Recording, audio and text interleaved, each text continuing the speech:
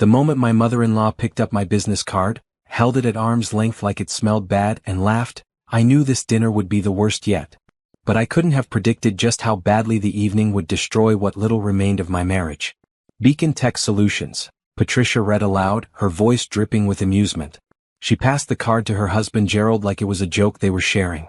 How adorable. Naomi's still playing with her little computer thing. I sat at the far end of the table at Romano's, the most expensive restaurant in the city. This wasn't my celebration. This was an engagement dinner for Trevor's younger brother Damien and his new fiancée Veronica. I was here because wives were expected to show up, smile and stay quiet. I had become very good at staying quiet. Naomi, sweetie, Patricia said, leaning forward with false concern. Her diamond necklace caught the light. Everything about Patricia caught the light. She made sure of it. Don't you think it's time to get serious about your career? You've been doing this hobby for what, 5 years now? 6 years, I corrected softly. My hands were folded in my lap, fingers twisted together so tightly my knuckles hurt. Gerald cleared his throat loudly. He was a large man who took up space deliberately, his voice always a little too loud, his laugh always demanding attention. Veronica, I apologize for this awkward topic. We don't usually discuss Naomi's little project at family dinners.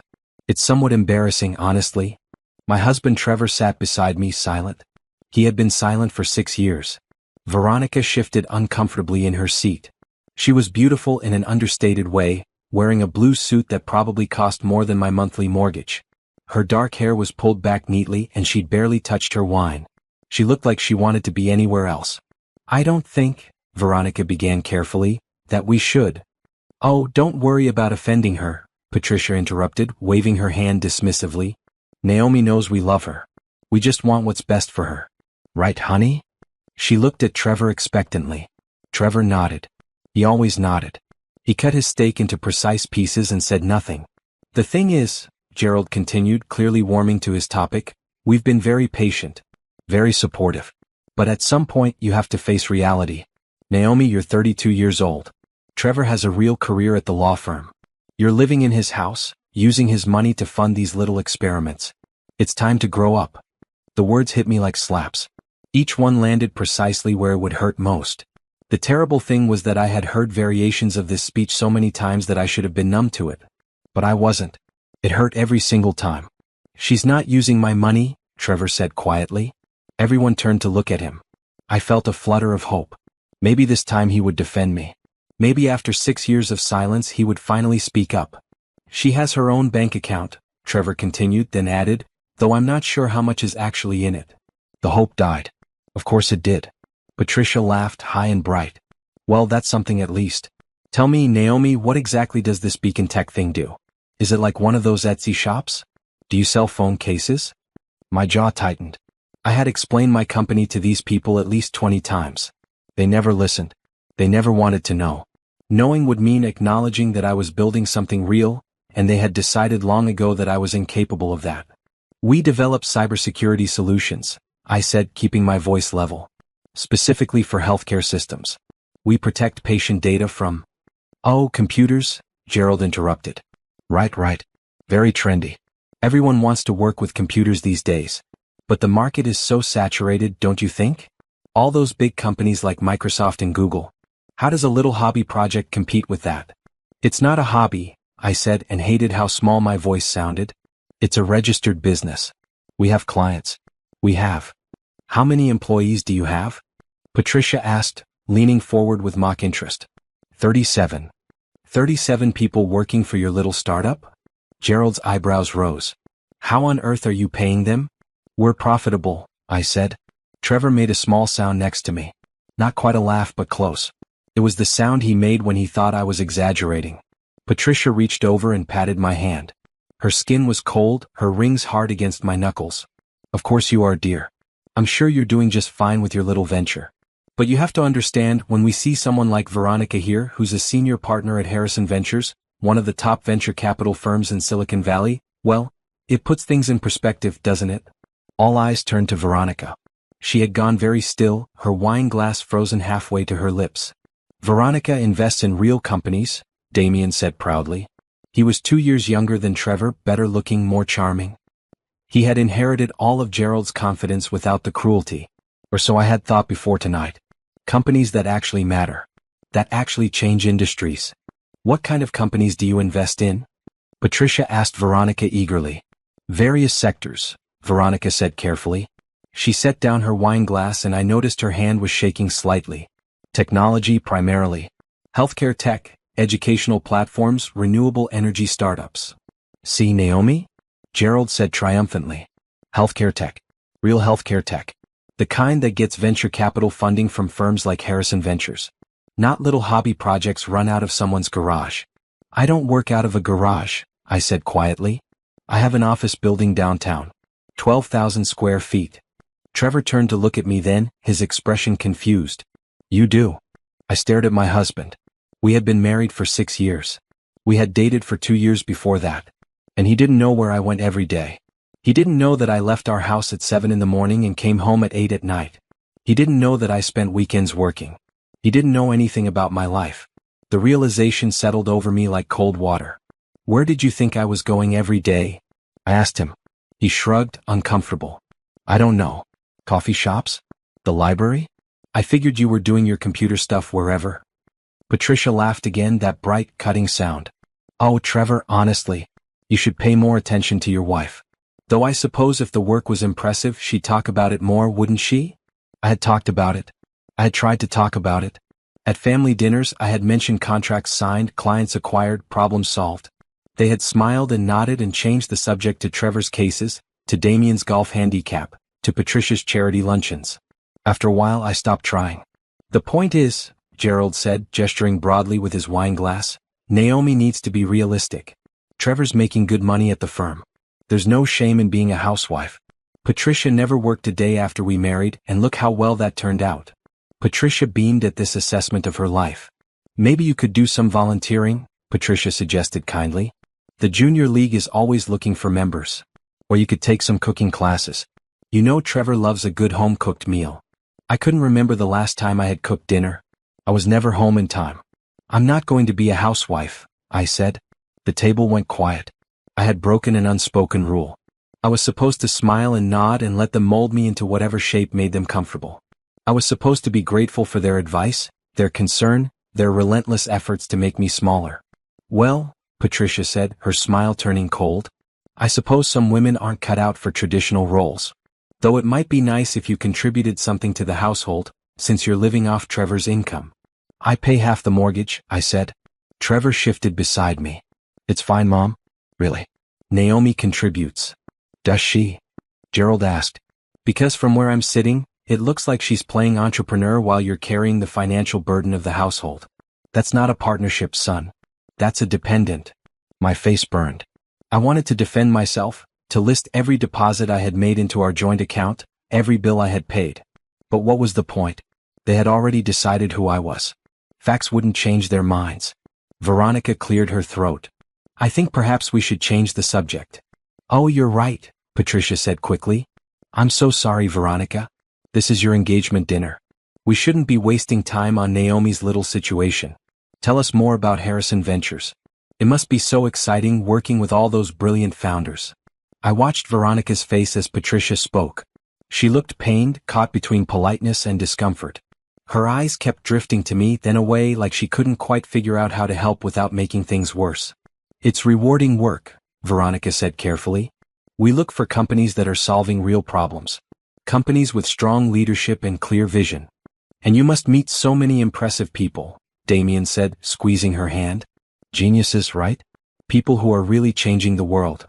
Some of them, Veronica agreed. Not like our Naomi here, Gerald joked. No offense, dear, but you're not exactly in the same league as the people Veronica works with. I felt something crack inside me then. It wasn't dramatic. It wasn't loud. It was just a quiet breaking, like the last thread holding something together finally snapping under too much weight. I looked at Trevor. Really looked at him. He was handsome in a conventional way with his neat haircut and expensive suit. He looked successful. He looked like someone who had made good choices. And maybe he had. Maybe choosing a wife he could feel superior to was a perfectly logical decision for someone like him. Excuse me, I said, standing up. I need to use the restroom. No one tried to stop me. No one looked concerned. They just watched me go with mild annoyance, like I was interrupting the real conversation they wanted to have. I walked through the restaurant, past tables filled with people who looked happy, past couples who leaned toward each other instead of away. I locked myself in the bathroom and stared at my reflection in the mirror. I looked tired. I looked small. I was wearing a green dress that Patricia had once said made me look cute, which I now realized was just another way of saying I looked unthreatening. My hair was pulled back simply. My makeup was minimal. I had learned to make myself invisible at these family dinners. My phone buzzed in my purse. I pulled it out and saw an email notification. It was from my CFO, Tandy. Board meeting moved to Monday. Quarterly revenue projections exceeded expectations by 42%.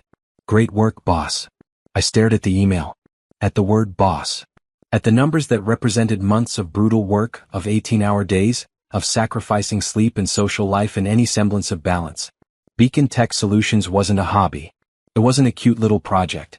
It was a company that employed 37 people and protected the medical data of 18 million patients across 4 states. It was partnerships with major hospital systems and contracts worth millions of dollars. It was my work, my vision, my sleepless nights turned into something real. And my husband didn't even know where my office was. I splashed cold water on my face and returned to the table. Dessert had arrived. Patricia was telling a story about someone's daughter who had married a doctor. Gerald was laughing. Trevor was checking his phone. Damien and Veronica were holding hands, though Veronica still looked uncomfortable. I sat down quietly. No one acknowledged my return. So, Veronica, Patricia was saying, you must work with some of the most innovative companies in the country. What's the most exciting investment your firm has made recently? Veronica hesitated. We've been pursuing a partnership with a cybersecurity firm for the past 8 months. The founder has been very selective about investors. Playing hard to get? Gerald joked. Smart business move. Make them chase you. It's not a game, Veronica said. This particular founder has built something genuinely revolutionary. The technology they've developed for healthcare data protection is years ahead of anything else on the market. We've offered extremely favorable terms, but they won't meet with us. They sound difficult, Patricia said. They sound brilliant, Veronica corrected. And they have every right to be selective. When you're that successful, you don't need to jump at the first offer. I felt something shift in my chest. A strange, light feeling. Like the moment before lightning strikes. What's the company called? Damien asked. Veronica glanced at me just for a second. I probably shouldn't say. It's not public information yet that we're pursuing them.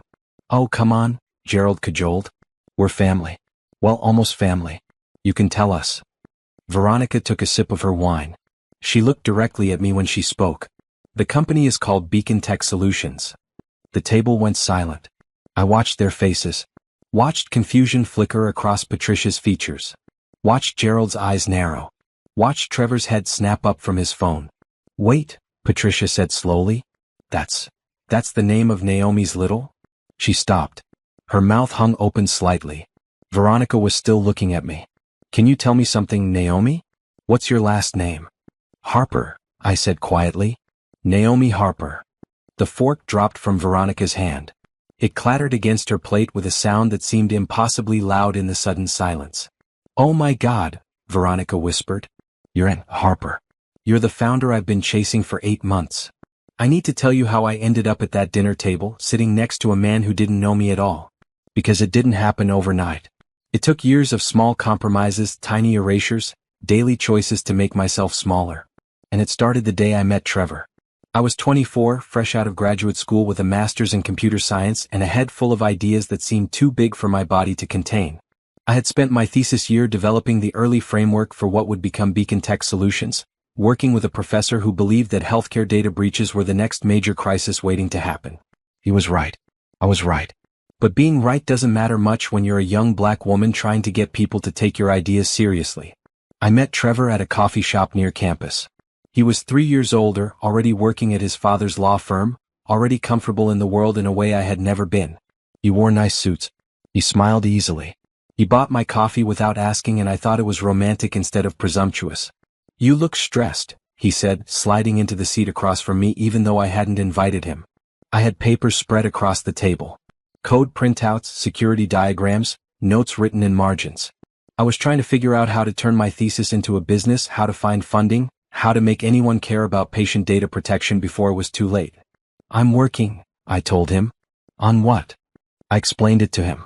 I explained the vulnerability of electronic health records, the outdated security protocols most hospitals used, the potential for massive data breaches that could expose millions of people's most private information. I explained how I had developed a new approach to encryption, a system that could protect data without slowing down the access that healthcare workers needed. He listened. Or I thought he listened. He nodded at the right times, asked questions that seemed intelligent. When I finished, he said, "That's really impressive. You're clearly very smart." I felt seen. That was the hook, I think.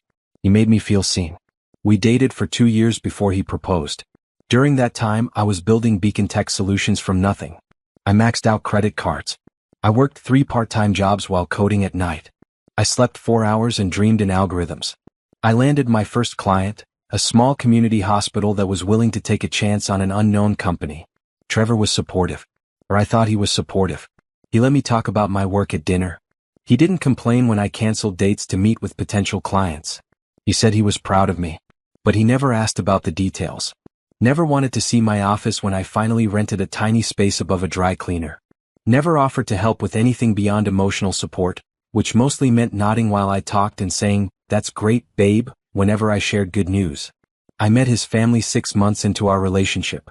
Sunday dinner at their house, a massive place in the suburbs with a circular driveway and professionally landscaped gardens. Patricia answered the door in pearls and a dress that probably cost more than my monthly rent. "So you're the girl Trevor's been seeing?" she said, looking me up and down with an expression I couldn't quite read. Gerald was already in the living room, whiskey in hand, watching golf on a television the size of my apartment wall. Damien was there too, younger and shinier, fresh out of college and already working at the same law firm where Trevor and Gerald worked. "Welcome," Gerald said, not getting up. "Trevor tells us you're in computers." "I'm developing cybersecurity software," I said. "Right, computers?" he repeated as if I hadn't spoken. That should have been my first clue. Dinner was formal. There were multiple forks. Patricia corrected my posture twice. The conversation centered on the law firm, on cases Gerald was handling, on Damien's future, on Trevor's prospects for making partner. When I tried to mention that I had just signed my second client, Patricia smiled kindly and changed the subject to whether I had thought about what kind of wedding I might want someday. Trevor and I weren't even engaged yet. But Patricia had already decided I would be part of the family, which apparently meant I should start thinking about my role. And that role didn't include building a tech company. After dinner, Trevor and I sat in his car outside my apartment. "They liked you," he said. "Did they?" "Of course they did. Mom thinks you're sweet." Sweet. That word would haunt me for years. "Your dad didn't seem very interested in my work," I said carefully. Trevor shrugged. "He's old school. He doesn't really get tech stuff. But it doesn't matter. I get it. I'm interested." I wanted to believe him. So I did. We got married a year later. Patricia planned most of the wedding. I was too busy to fight her on the details, and she seemed to care so much about things like napkin colors and seating charts. I told myself it was generous, her taking over like that. I didn't recognize it for what it was. An early test of how much control I would surrender. The first year of marriage was good. Or maybe I just remember it as good because it was before things got truly bad. Trevor worked long hours at the firm. I worked longer hours building my company. We were two ambitious people building careers. It felt like partnership. But small things started to change. Trevor stopped asking about my day. When I talked about work problems, he would offer quick solutions without really listening to the actual issue. He started making jokes about my little business to his colleagues at firm events. "Naomi's playing entrepreneur," he would say, laughing. "She's got this tech thing she's working on. Very cute." I would smile because what else could I do? But I started talking less about work around his friends. Started downplaying my success when his family asked. Started making myself smaller to make them more comfortable. Beacon Tech Solutions was growing. By year 2 of our marriage, I had 8 employees and contracts with 4 hospital systems. By year 3, I had 15 employees and had started getting attention from the industry. By year 4, I was managing 20 people and had expanded into 3 states. And Trevor knew none of it. He knew I went to work. He knew I came home late. But he never asked about the specifics. Never wanted to visit the office. Never met my employees. When I tried to tell him about major milestones, he would say, "That's great," and turn back to his own work. His family got worse as I got busier. Patricia started making comments about how I was never available for family events. Gerald started joking about how I was married to my computer. Damien, who I had once thought was kind, started making cracks about how I should let Trevor handle the finances since I was clearly struggling with my hobby. The terrible thing was that they said it all with smiles. With love even. They weren't trying to be cruel. They genuinely believed they were helping me by encouraging me to give up and embrace a simpler life. And Trevor never defended me. Not once. Not ever. In year 5 of our marriage, I stopped going to family dinners. I claimed work emergencies, tight deadlines, urgent meetings. It was easier than sitting through another evening of being patronized. Trevor would go without me and come home reporting that his mother was worried about me, that his father thought I was being selfish, that everyone missed me. I didn't miss them. But I missed having a partner. I missed having someone who knew me, really knew me, and was proud of me. I missed the man I thought Trevor was when we first met, before I realized he had only ever seen what he wanted to see. 6 months before the engagement dinner, I had a breakthrough. A major hospital system in Chicago signed a 5-year contract worth $20 million. It was the biggest deal Beacon Tech Solutions had ever landed. It validated everything I had been working toward. It proved that my technology wasn't just good, it was the best available. I came home that night planning to celebrate. I bought expensive wine. I picked up dinner from Trevor's favorite restaurant. I was going to tell him everything. Show him the contract. Explain what it meant for the company, for our future. He got home at midnight. He had been at a firm dinner that I hadn't known about. "Oh, you got food?" he said, looking at the cold takeout containers. "I already ate." "Sorry." I tried anyway. I told him about the Chicago deal. I explained the numbers, the implications, the fact that this made Beacon Tech Solutions a major player in the industry. He nodded. He said, "That's great, babe." He went upstairs to bed. I sat alone in the kitchen with the expensive wine and realized I was living with a stranger. But I didn't leave. I should have left. But leaving meant admitting that I had wasted 6 years. It meant accepting that I had chosen wrong. It meant being alone. So I stayed. I kept going to my office. I kept building my company. I kept coming home to a man who didn't see me. And I told myself that it was fine, that I had my work, that I didn't need more than that. I told myself a lot of lies in those years. The worst part was that I started to believe what they said about me. Started to wonder if maybe they were right, if maybe I was foolish for thinking I could build something significant. Started to question whether my success was real or just luck. Started to feel like maybe I was the problem. Because that's what happens when enough people tell you that you're not enough. Eventually you start to believe them. 3 months before the engagement dinner, Damien announced his engagement to Veronica. I had never met her before. All I knew was that she was important, that the family was excited, that this was a big deal. Patricia called me personally to insist I come to the dinner. "I know you're busy with your little project," she said, "but family comes first. Trevor needs you there." We all do. The guilt worked. It always worked. So I agreed to go, even though I knew it would be awful, even though I knew they would spend the entire evening making me feel small. I just didn't know how much smaller they would try to make me. I didn't know that this dinner would be the one where everything finally broke. I should have known though. Because every time I thought things couldn't get worse, they did. Every time I thought I had found the bottom of their contempt, they revealed a new depth. The night before the dinner, I couldn't sleep. I lay next to Trevor in the dark and wondered what it would be like to be married to someone who actually knew me. Someone who asked questions and listened to answers. Someone who was proud of me instead of embarrassed. I wondered what it would be like to be free. But I didn't seriously consider leaving. Not yet. Because I still believed on some level that I could make this work.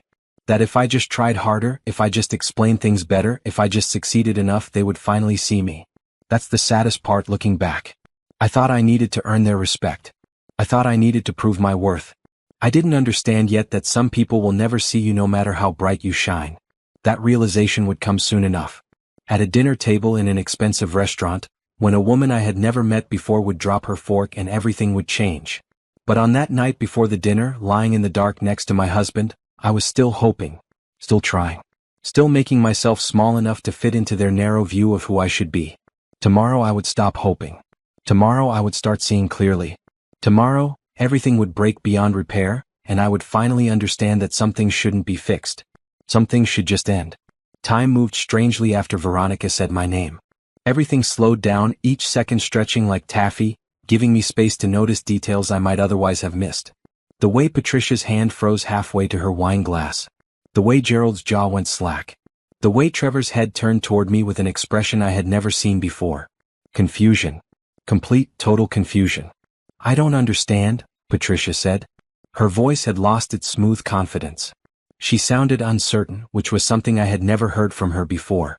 Veronica wasn't looking at Patricia.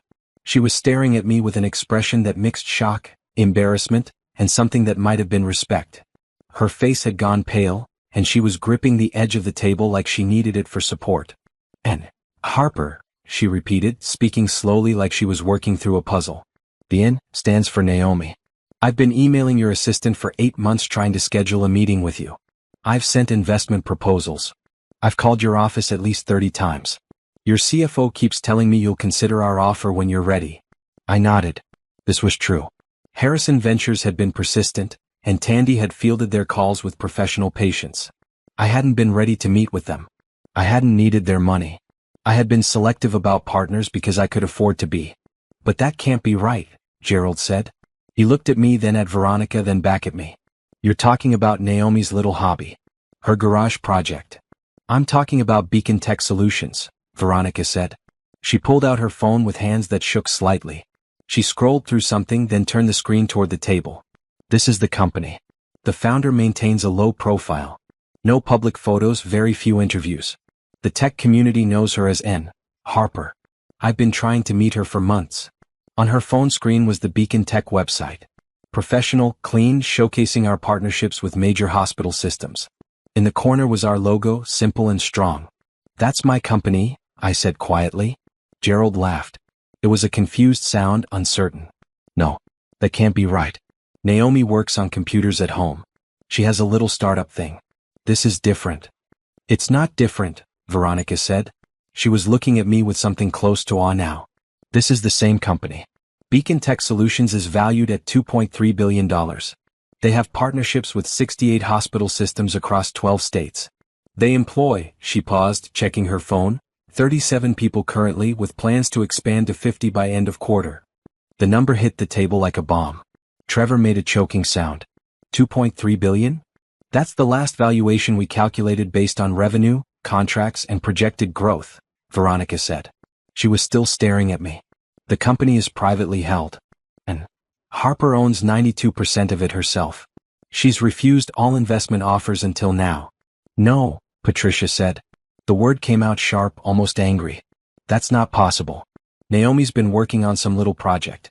She doesn't have clients. She doesn't have a real office. She has an office building downtown, Veronica said. 12,000 square feet. I drove past it last week trying to work up the courage to walk in without an appointment. The lobby has a water feature and the Beacon Tech logo in brushed steel letters 3 feet high. I knew exactly which water feature she meant. I had chosen it myself. Damien was looking back and forth between Veronica and me. You said you've been chasing this founder for 8 months. You talk about her constantly. You said she was one of the most brilliant minds in tech security. She is, Veronica said simply. But that's Naomi, Damien said, as if this was an argument against what Veronica was saying. She's just Naomi. Just Naomi. The phrase sat in the air like smoke. Trevor turned to me. His eyes were wide. Is this true? Are you really? Is this actually your company? I looked at my husband. At the man I had been married to for 6 years. The man who shared a house with me, a bed with me, a last name with me. The man who didn't know the most basic facts about my life. Yes, I said. But you never said, he started. I told you, I interrupted. I told you about every contract, every expansion, every milestone. I told you about the Chicago deal 6 months ago. $20 million. I came home with wine to celebrate. You said, that's great, babe, and went to bed. His mouth opened and closed. He had no defense because we both knew I was right. Patricia made a sound that was half laugh, half gasp. This is ridiculous. Veronica, surely there's been some mistake. Some confusion. Naomi can't possibly be running a multi-billion-dollar company. She doesn't even dress like someone successful. I looked down at my green dress. The one Patricia had called cute. The one I had worn specifically because I knew it made me look harmless, unthreatening, easy to dismiss. How exactly should someone successful dress? I asked. Patricia floundered. Well, I mean, professional. Like Veronica. Like someone who matters in the business world. I own 3 suits, I said, my voice steady. All of them custom made. I wear them to board meetings and client presentations.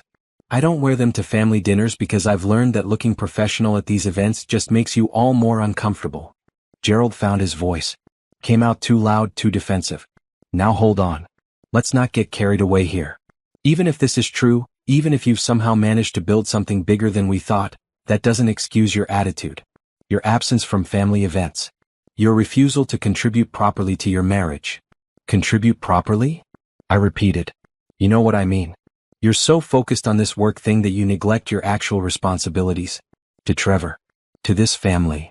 My actual responsibilities, I said slowly, are to the 37 people who depend on me for their paychecks. To the 18 million patients whose medical data we protect. To the hospital systems that trust us with their most sensitive information. But what about your husband? Patricia demanded. What about your marriage? What about it? I asked. I was surprised by how calm I felt. How clear. Like fog lifting after years of obscuring my vision. What exactly have I neglected? I pay half the mortgage on a house Trevor chose. I show up to family events where you spend hours insulting me. I sleep next to a man who doesn't know where I work. Which part of that sounds like partnership to you? You're being dramatic, Gerald said, but his voice wavered. Am I? I turned to Trevor. Where is my office? He stared at me. I don't know. How many employees do I have? You said 37. I didn't know that before tonight. What was our biggest contract this year? Silence. What's the name of my CFO? My head of development? My lead security analyst? Nothing. He had nothing to say. I know the name of every partner at your firm, I said quietly. I know your cases. I know your billable hours. I know about the promotion you're hoping for next quarter. I know all of this because I listen when you talk. Because I care about your life. Can you say the same? Trevor's face had gone red. That's not fair. You never really explained. You made it sound small. I made it sound exactly as big as it is, I said. You chose not to listen. Veronica cleared her throat. Everyone had forgotten she was there. I think I owe you an enormous apology, Naomi. If I had known you were sitting at this table, if I had recognized you, I never would have let anyone speak about your work so dismissively. You didn't know, I said. How could you? I should have figured it out. The company name was right there on your business card. But I didn't make the connection because, she paused, looking genuinely distressed, because I believed what they were saying. About it being a hobby. A small project. I'm so sorry. It's not your fault, I said. It is partly. I let myself make assumptions. Veronica turned to look at Damien. Her expression was unreadable. Your family has spent the entire evening mocking someone who is, frankly, more successful than anyone at this table. Including me.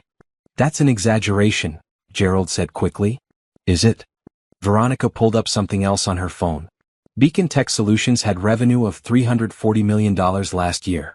Projected revenue this year is $520 million. The company is growing at a rate that has venture capital firms across the country fighting for a chance to invest. And Naomi, is considered one of the most innovative founders in healthcare technology. There are articles about her company in Forbes, Fortune, TechCrunch. She's been asked to speak at conferences. She's turned down most of them because she prefers to focus on the work rather than publicity. Patricia's face had gone from white to red. We didn't know. How were we supposed to know? Because I told you, I said. I told you over and over. You chose not to believe me. You made it sound small, she insisted. No, I said firmly. You decided it was small because you couldn't imagine me doing anything big. You made up your mind about who I was and refused to see anything that contradicted that image. Gerald pushed his chair back from the table. I think you're being very unfair right now, Naomi. We've always supported you. We've been patient with your little business venture. We've never complained about you using Trevor's money to fund it. I have never used Trevor's money, I said. My voice was rising now, frustration finally breaking through the calm. I have my own bank accounts, my own income. I'm probably making more than Trevor at this point. I don't need his money. I never have. How much do you make? Trevor asked suddenly. The question hung in the air. I looked at my husband and saw genuine confusion on his face. He really didn't know. After 6 years of marriage, he had no idea what I earned or what I was worth. Last year, I said slowly, I paid myself a salary of $180,000. That's lower than I could have paid myself because I chose to reinvest most profits back into the company. The 92% ownership stake that Veronica mentioned? Based on the current valuation, that's worth approximately $2.1 billion. The number seemed to suck the air out of the room. Damien let out a low whistle. Holy God. Trevor just stared at me. His face had gone through confusion, shock, and was now settling into something that looked like betrayal.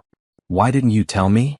I did tell you, I said, and I was so tired suddenly. So exhausted from years of trying to make him see me. You didn't want to hear it. That's not true. I would have listened if I knew it was this big. Why should the size matter? Why should you only care about my work if it's worth billions? Why wasn't it enough that it mattered to me? He had no answer. Patricia made one last attempt to regain control of the situation. Well, this is all very surprising. Very impressive, Naomi. But I still think you owe us an apology for how you've behaved tonight. For being so defensive and aggressive when we were just trying to have a nice family dinner. I looked at her. Really looked at her. At this woman who had spent 6 years trying to shrink me down to a size she found acceptable. At this woman who had apologized to a stranger for my existence not 2 hours ago. No, I said simply. Excuse me? I'm not apologizing. Not for tonight. Not for anything. You spent this entire dinner insulting me. You mocked my work. You suggested I was a burden on my husband. You implied I was a failure and an embarrassment. And now you want me to apologize for not taking it quietly? We didn't know, Patricia said, but her voice was weak now. That's the problem, I said. You didn't know because you didn't care to know. And if Veronica hadn't been here, if this revelation hadn't happened, you would have continued treating me the same way. The only thing that's changed is that now you know I'm successful. But I was the same person an hour ago when you were laughing at my business card. I was the same person 6 years ago when I told you about my first contract. Success doesn't make me more worthy of respect. I deserved respect all along. The silence that followed was profound. No one seemed to know what to say. Gerald looked angry but confused, like he wanted to argue but couldn't quite figure out how. Patricia looked lost. Trevor looked like he was seeing me for the first time and didn't quite recognize what he was seeing. Only Veronica looked like she understood. She met my eyes across the table and nodded slightly. I think I need some air, I said, pushing my chair back. Excuse me. This time when I left the table it felt different. I wasn't running away. I was walking toward something. Toward clarity. Toward truth. Toward whatever came next. I went outside the restaurant. The night air was cool and sharp. I stood on the sidewalk and breathed deeply, letting the oxygen fill my lungs and clear my head. My phone buzzed. Tandy. Hey boss. Random question. Are you okay? You haven't answered my last 3 emails and that's not like you. I smiled at my phone. Tandy knew me. She paid attention. She noticed when I was off. I'm fine, I texted back. Just at a family dinner. Say no more. Sending positive vibes. Also, the Johnson medical contract is ready for your signature. $15 million over 3 years. Not bad for a Tuesday. Not bad at all. I heard the restaurant door open behind me. Footsteps on the sidewalk. I turned, expecting Trevor. Was Veronica. Mind if I join you? She asked. It's a free sidewalk. She stood next to me, both of us looking out at the street. Cars passed. People walked by, caught up in their own lives, unaware of the small earthquake that had just happened inside the restaurant. I really am sorry, Veronica said. For tonight. For every email my assistant sent. For not recognizing you immediately. You keep apologizing, I said. You don't need to. I do though. Because I'm supposed to be good at this. At identifying talent. At seeing potential. And I sat there for an hour listening to them tear you apart and I didn't question it. I let their narrative shape my perception of you. That's on me. I appreciated her honesty. Why didn't you recognize me? Most people in venture capital know what N. Harper looks like by now. Actually, they don't. You've done an impressive job maintaining privacy. No photos on the company website. No interviews with accompanying headshots. The few times you've spoken at conferences, you've refused to be photographed. The tech community respects it. Some people think it's smart branding. Others think it's genius privacy protection. I think it's both. It's self-preservation, I said honestly. I'm a young black woman running a tech company. Do you know how many people already doubt me without ever seeing my face? I can't imagine how much worse it would be if they could form judgments based on appearance before even hearing about my work. Veronica nodded slowly. I understand that more than you might think. We stood in comfortable silence for a moment. Can I ask you something? Veronica said. Sure. Why did you keep coming to these dinners? If they treated you this badly, why not just stop? I thought about it. I kept hoping it would get better, that they would eventually see me. And I felt guilty. Like maybe I wasn't trying hard enough. Like maybe if I just explained things better or achieved more, they would understand. That's not how respect works, Veronica said gently. I know that now. She turned to look at me directly.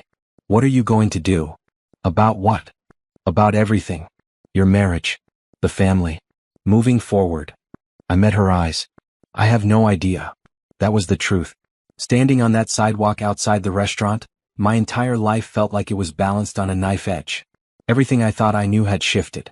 Everything I thought was solid had revealed itself to be fragile. For what it's worth, Veronica said, I think you're going to be fine. Better than fine. Anyone who builds what you've built has the strength to handle whatever comes next. Thank you, I said and meant it. Also, she added almost hesitantly, if you ever decide you want to talk about that investment proposal, I'd be honored to present it properly.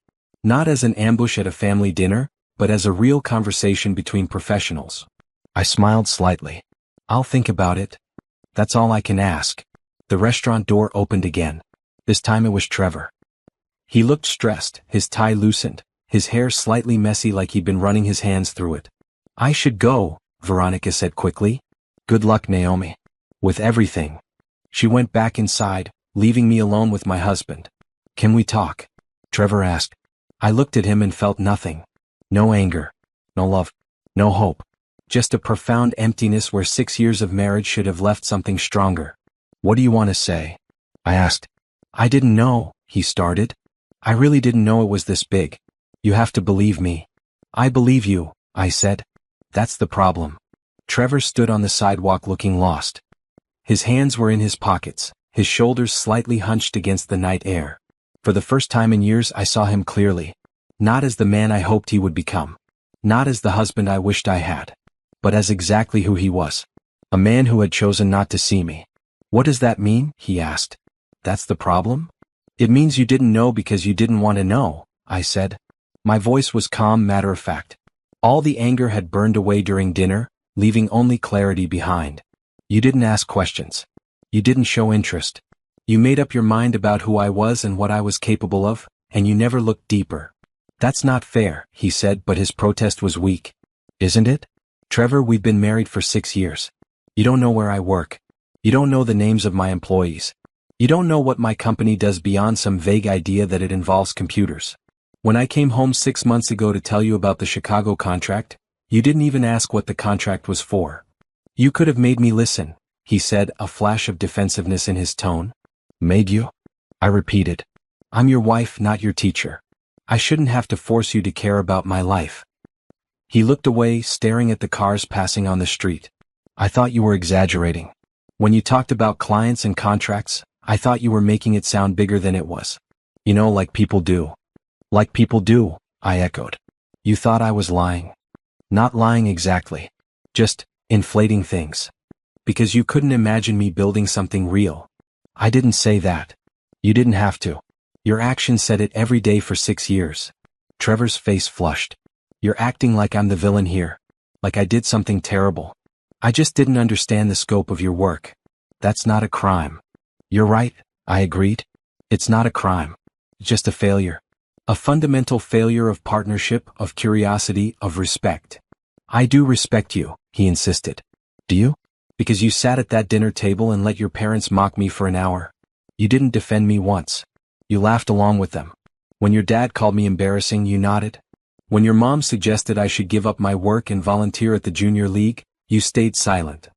I didn't know what to say, he said weakly. You could have said anything. You could have told them to stop. You could have left the restaurant with me. You could have stood up for me in any of the 100 family dinners where they've treated me like a disappointment. But you didn't. You never did. The restaurant door opened behind us. Gerald stepped out, his face arranged in what he probably thought was a conciliatory expression. Naomi, he said, his voice attempting warmth and failing.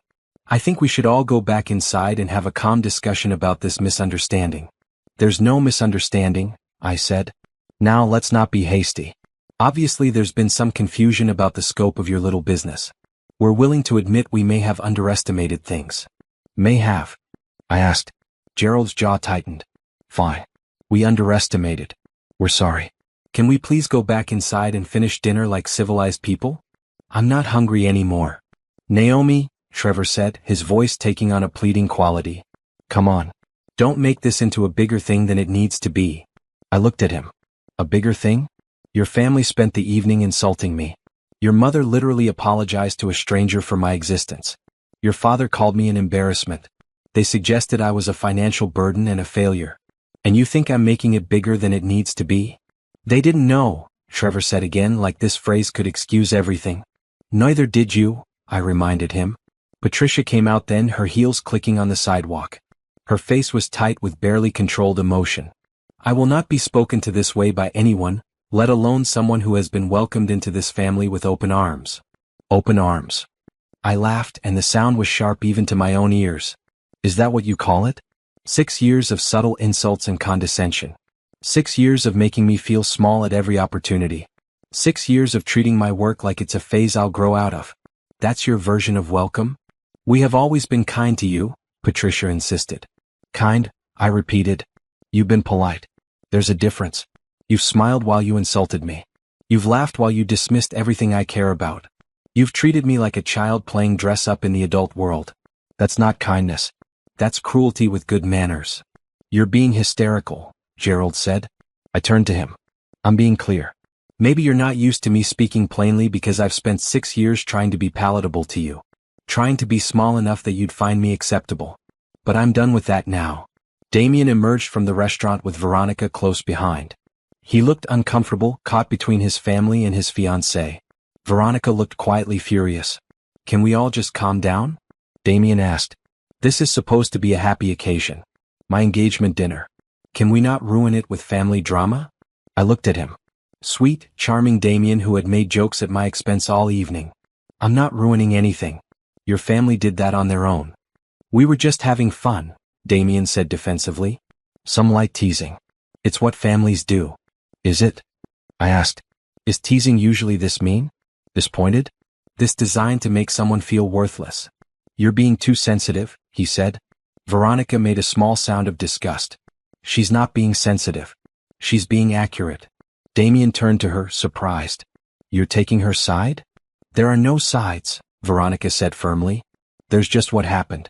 And what happened was your family spent an entire dinner belittling someone's professional accomplishments without knowing anything about them. That's not teasing. That's bullying. Bullying? Patricia gasped. How dare you? We are not bullies. Then what would you call it? Veronica challenged. You mocked her work. You suggested she was a burden on your son. You apologized to me for her presence at the table. If someone did that to Damien, what would you call it? Patricia opened her mouth and closed it again, unable to answer. I think you should leave, Gerald said to Veronica, his voice cold. This is a family matter. I'm about to be family, Veronica said. And if this is how you treat family, I'm not sure I want to be. The words hung in the air like a grenade with the pin pulled. Damien's face went white. You don't mean that, he said. Veronica turned to look at him. Her expression was sad. I don't know yet. But I need time to think about whether I want to join a family that treats people this way. We don't treat people this way, Patricia protested. Naomi is just different. She's difficult. No, I said quietly. I'm inconvenient. I don't fit your vision of what Trevor's wife should be. I have ambitions that don't center around your family. I have success that makes you uncomfortable. That's not the same as being difficult. You have a very high opinion of yourself, Gerald said. I have an accurate opinion of my work, I corrected. You're the ones who decided that confidence was arrogance. Trevor reached for my arm. I stepped back before he could touch me. The movement was instinctive and I saw hurt flash across his face. Naomi, please. Can we just go home and talk about this privately? What is there to talk about? I asked. Everything. Our marriage. How we move forward. Move forward? I looked at him carefully. Do you even want to move forward? Or do you just want things to go back to how they were before tonight? He hesitated. That hesitation told me everything. I want my wife back, he said finally. You never had me, I said. Not really. You had the version of me that made you comfortable. The small version. The quiet version. The version that didn't threaten your sense of superiority. But that was never really me. That's not true, he said, but his voice lacked conviction. Isn't it? Tell me one thing about my real life, Trevor. One true thing about who I actually am and what I actually care about. He stared at me. I know you care about your work. That's not enough. That's not even close to enough. A taxi pulled up to the curb. A couple got out, laughing together, heading into the restaurant. They looked happy. They looked like people who saw each other. I watched them go and felt something settle in my chest. A decision I hadn't realized I was making. I'm going to get a hotel room tonight, I said. What? No. Come home. We need to talk. We've been talking for 6 years, I said. I'm tired of talking to someone who doesn't hear me. I hear you now, Trevor said desperately. Do you? Or do you just hear the dollar amount? If Veronica hadn't been at that dinner, if she hadn't recognized my company, would anything be different? Would you suddenly care about my work? He didn't answer. Couldn't answer. I pulled out my phone and ordered a car. It would arrive in 3 minutes. Naomi, please, Patricia said. She had switched tactics, her voice soft now, pleading. Let's not make rash decisions. You're upset. You're emotional. Come back inside. We'll order more wine. We'll start over. I don't want to start over, I said. I want to start fresh. What does that mean? Trevor asked. I met his eyes. It means I'm done pretending. Done making myself small. Done living with people who don't see me. You're talking about divorce? Gerald said flatly. I'm talking about freedom, I corrected. A black car pulled up. My ride. I moved toward it. If you get in that car, Trevor said, his voice taking on a hard edge, don't expect me to be waiting when you decide to come back. I stopped. Turned to look at him. Is that supposed to scare me? The threat of losing something I never really had. His face crumpled. Just for a moment I saw real pain there. But it wasn't pain at losing me. It was pain at losing the image of his life. The picture-perfect marriage. The successful lawyer with the quiet wife. The comfortable lie he'd been living. We're supposed to be a team, he said. Teams require both people to show up, I said. You checked out years ago. You just didn't bother to tell me. I got into the car. Through the window I could see all of them standing on the sidewalk. Gerald angry. Patricia shocked. Damien confused. Trevor devastated. Veronica watching it all with sad, knowing eyes. Where to? The driver asked. I gave him the address of a hotel downtown. A nice one. The kind of place I could afford now that I didn't have to pretend I couldn't. As we pulled away from the curb, I looked back one last time. They were still standing there, frozen in place like characters in a painting. The family dinner that imploded. The night everything changed. I turned forward and didn't look back again. My phone buzzed. A text from Veronica. If you need anything, call me. I mean it.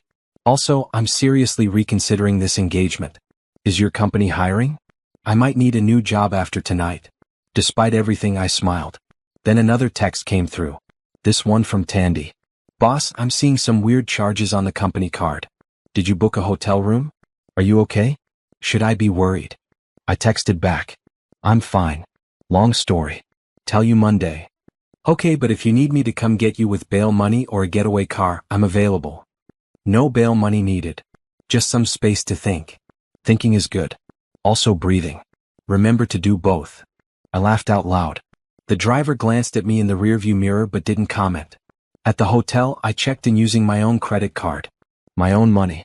Money I had earned building something real and valuable in mine. The room was on the 15th floor with a view of the city. I stood at the window and looked out at the lights. My phone rang. Trevor. I sent it to voicemail. He called again. Voicemail again. On the third call, I turned off my phone. I ordered room service. Expensive room service. Champagne and dessert and things I wanted without asking anyone's permission or opinion. I ate slowly, tasting everything, enjoying the silence. When I finally went to bed, I slept better than I had in years. No one breathing beside me. No one there who didn't see me. Just space. Just peace. Just possibility. The next morning, I woke up early. Habit from years of early meetings and full schedules. I made coffee in the room's small machine and sat by the window watching the city wake up. My phone was still off. I knew when I turned it on there would be messages. Calls from Trevor. Texts from his family. Maybe angry ones. Maybe apologetic ones. It didn't matter. None of it could change what I now knew. I had been living a lie. A comfortable lie, maybe. A socially acceptable lie. But a lie nonetheless. The question was what came next. Where did I go from here? How did I rebuild a life that had just exploded? I thought about my company. About the office I would go to on Monday. About Tandy and the rest of my team. About the work that mattered to me. About the success I had built without anyone's help or approval. That part of my life was solid. That part made sense. It was the rest that needed figuring out. I turned on my phone. 23 missed calls. 37 text messages. I scrolled through them quickly. Trevor, please come home. We need to talk. Trevor, I'm sorry. I should have listened better. Trevor, you can't just leave like this. Trevor, my parents are upset. You owe them an apology. That last one made me laugh. After everything, he thought I owed them an apology. There were texts from Patricia, from Gerald, from Damien. All variations of the same theme. Come back. Stop overreacting. Think about the family. The family. Always the family. Never me. There was one text from Veronica. I broke off the engagement this morning. Couldn't stop thinking about how they treated you. How Damien let them. If that's who they are when they think no one important is watching, that's who they really are. Thank you for the clarity. Also, seriously, that investment proposal still stands if you want to talk business. I stared at that text for a long time. Veronica had ended her engagement because of what she saw at that dinner. Because watching them treat me badly showed her something about the family she was about to marry into. I texted back. I'm sorry about your engagement. Her response came quickly. Don't be. You saved me from making a huge mistake. Coffee next week? No business. Just two people who survived the worst family dinner ever. Deal. I took a shower. Got dressed. Looked at myself in the mirror. I looked tired but somehow lighter. Like I had been carrying weight I didn't know about and had finally set it down. My phone rang. This time it was my mother. I answered. Baby, what happened? She asked. Trevor's been calling your father all morning. He says you left him. I left a hotel restaurant, I corrected. But yeah, I'm thinking about leaving the marriage too. Oh, thank God, my mother said. I blinked. What? Naomi, your father and I have been waiting for you to see it for years. That man doesn't appreciate you. His family treats you terribly. We kept hoping you would wake up. You never said anything. Would you have listened? You had to figure it out yourself. She was right. I probably wouldn't have listened. I had been so invested in making the marriage work, in proving I could be good enough for them. I'm proud of you, my mother said, for building your company, for finally standing up for yourself, for being strong enough to walk away from people who don't deserve you. My throat tightened. I don't know what comes next. Nobody does, baby. That's the exciting part. After we hung up, I sat on the edge of the hotel bed and let myself feel everything. The grief of a marriage ending. The anger at years wasted. The fear of uncertainty. The relief of finally seeing clearly. The hope of possibility. All of it at once. All of it real. Then I stood up. Got my laptop. Started making lists. Things to do. People to call. Decisions to make. Starting with calling my lawyer cousin Rochelle. Because if I was going to do this, I was going to do it right. The old Naomi would have waited. Would have tried to fix things. Would have given Trevor and his family another chance to prove they could change. But that Naomi was gone. She had died somewhere between the restaurant and this hotel room. The new Naomi knew her worth. Knew what she deserved. And knew that sometimes the bravest thing you can do is walk away from people who refuse to see you. I picked up my phone and started dialing. There was work to be done. A life to rebuild. A future to create. And for the first time in 6 years, I was excited about all of it. I spent 3 days at that hotel. 3 days of room service and quiet and space to think. 3 days of turning off my phone for hours at a time and only checking messages when I felt strong enough to handle them. 3 days of slowly realizing that the life I thought I wanted had been built on foundation of trying to be someone I wasn't. On day 2 I called Rochelle. My cousin was a divorce attorney, sharp and no-nonsense, with natural hair she wore in beautiful twists and a blue suit that matched her confidence. We met in the hotel bar. It was mid-afternoon, nearly empty except for a few business travelers on laptops. You look good, Rochelle said, sliding into the booth across from me. Better than I expected. What were you expecting? Tears. Breakdown. The usual post-traumatic response to family disaster. I cried the first night, I admitted, but not as much as I thought I would. Mostly I just felt relieved. Rochelle pulled out a legal pad and pen. Tell me everything. Start at the beginning. I told her about the dinner. About 6 years of dismissal and condescension. About Trevor's silence in the face of his family's cruelty. About Veronica recognizing my company and the look on everyone's faces when they realized who I actually was. Rochelle took notes, her expression growing darker as I talked. "They're garbage people," she said when I finished. "I've been wanting to say that for years." "You met them twice." "Twice was enough. The first time was at your wedding when Trevor's mother asked me if I was a friend from work, even though I was clearly sitting on your family's side wearing a bridesmaid dress.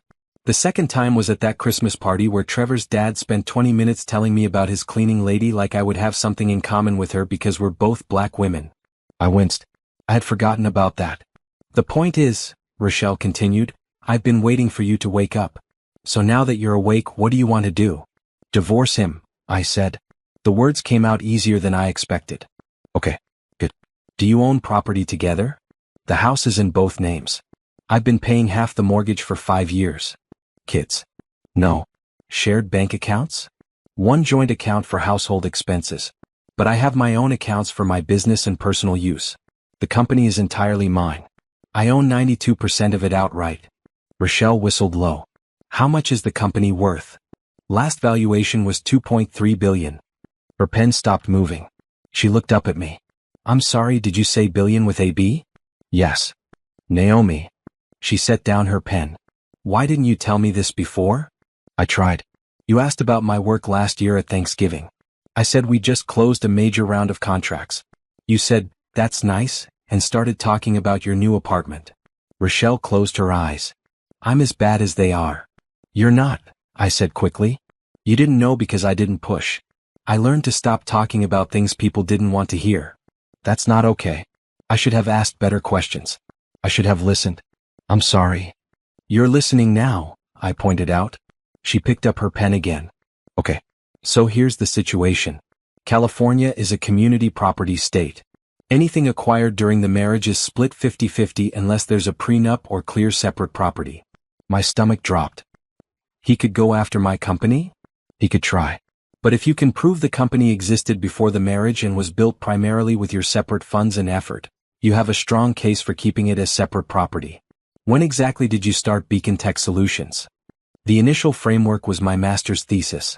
I incorporated the company officially 2 months before we got married." "That's good. Very good. And the funding?" "I used my own savings, student loans, credit cards.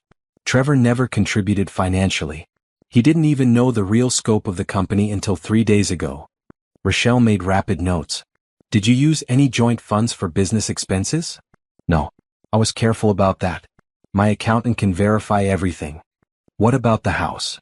"We bought it 4 years ago. Put down 20%. We've both been making mortgage payments from our individual accounts into the joint account. So you're entitled to your share of the equity. That's straightforward." Rochelle looked up. "The company is where things could get messy. Trevor could argue that even though you founded it before marriage, it grew significantly during the marriage and he's entitled to some of that growth." "Based on what?" "He never helped. Never contributed. Never even understood what the company did. Based on the legal theory that marital support allows one spouse to build a business. He'll argue that he provided a stable home, emotional support, the foundation that allowed you to focus on growing your company." I laughed. It came out sharp and bitter. "Emotional support. Right. The emotional support of having my work mocked constantly. Of having my success dismissed. Of being told I should give up and join the junior league." "I believe you," Rochelle said gently. "But a court might see it differently. Especially if he gets a good lawyer, which he will because his father runs a law firm." "So what do I do?" "We document everything. Every dismissive comment. Every time he failed to support you. Every instance of his family's treatment. We build a case that not only did he not contribute to your success, he actively tried to undermine it." "Will that work?" "It should. Especially given that the company was already established before marriage and you can prove all funding came from separate sources." "But Naomi, this could get ugly. His family won't go down easy. They'll fight." "Let them fight," I said. "I'm done making things easy for people who don't respect me." Rochelle smiled. "There's my cousin. I was wondering when she'd show up." We spent another hour going over details. Assets, debts, timelines, documentation I would need to gather. By the time we finished, I had a clear picture of what the next months would look like. It wasn't going to be pleasant, but it was going to be necessary. "One more thing," Rochelle said as we were getting ready to leave. "Have you talked to Trevor since that night?" "No. He's called and texted constantly. So has his family. I haven't responded." "Don't. Not until we have a plan in place. The first conversation you have with him should be with me present. Anything you say can and will be used against you in divorce proceedings. That sounds ominous. It's realistic. Right now he's probably oscillating between guilt and anger. Give him a few days to land on anger and he'll start talking to lawyers. We need to be prepared before that happens. His father is a lawyer. Exactly. Gerald will advise him. And Gerald just found out his daughter-in-law is worth billions. He's going to see dollar signs. The thought made me feel sick. But Rochelle was probably right. On day 3 at the hotel I went back to work. Not to the office, not yet. But I set up my laptop at the desk and started returning emails. Started addressing the backlog of decisions that had piled up. Started stepping back into the part of my life that made sense. Tandy video called within minutes of seeing me online. "Boss," she said, her face filling my screen. "Where have you been?" "Long story. Family drama." "Are you okay?" "I'm getting there." "Do I need to hurt someone?" "Because I will. I've been taking kickboxing classes." I smiled despite myself. No violence necessary. But I appreciate the offer. "What happened?" I gave her the short version. The dinner. The revelation. Trevor's ignorance. The hotel room. When I finished, Tandy was quiet for a moment. Then she said, "You know what's funny?" "What?" "Everyone in this company knows you. Really knows you. We know you take your coffee black with 1 sugar. We know you hate meetings before 9 in the morning. We know you stress eat pretzels when you're working through a tough problem. We know you cry at animal shelter commercials and laugh at terrible puns. We know you." Her words hit harder than I expected. "Yeah. Your husband didn't know any of that, did he?" "No. That's not a marriage, boss. That's just 2 people living in the same house." She was right. She was so completely right. "How's the Johnson medical contract looking?" I asked, changing the subject before I started crying again. "Ready for signature. Also, we got an inquiry from a hospital system in Texas. Big one. 15 locations. They want a proposal by end of month. Send me the details. I'll work on it this weekend." "You sure you don't want to take some time off? Process everything?" "Work is processing," I said honestly. "This is the part of my life that makes sense." After we hung up, I spent the rest of the day immersed in work. Reviewing contracts. Responding to client questions. Planning expansion strategies. The familiar rhythm of it was comforting. Here I knew who I was. Here I had value that no one questioned. That evening, I finally turned on my phone and read through all the messages I had been avoiding. Trevor had sent 23 texts over 3 days. The progression was telling.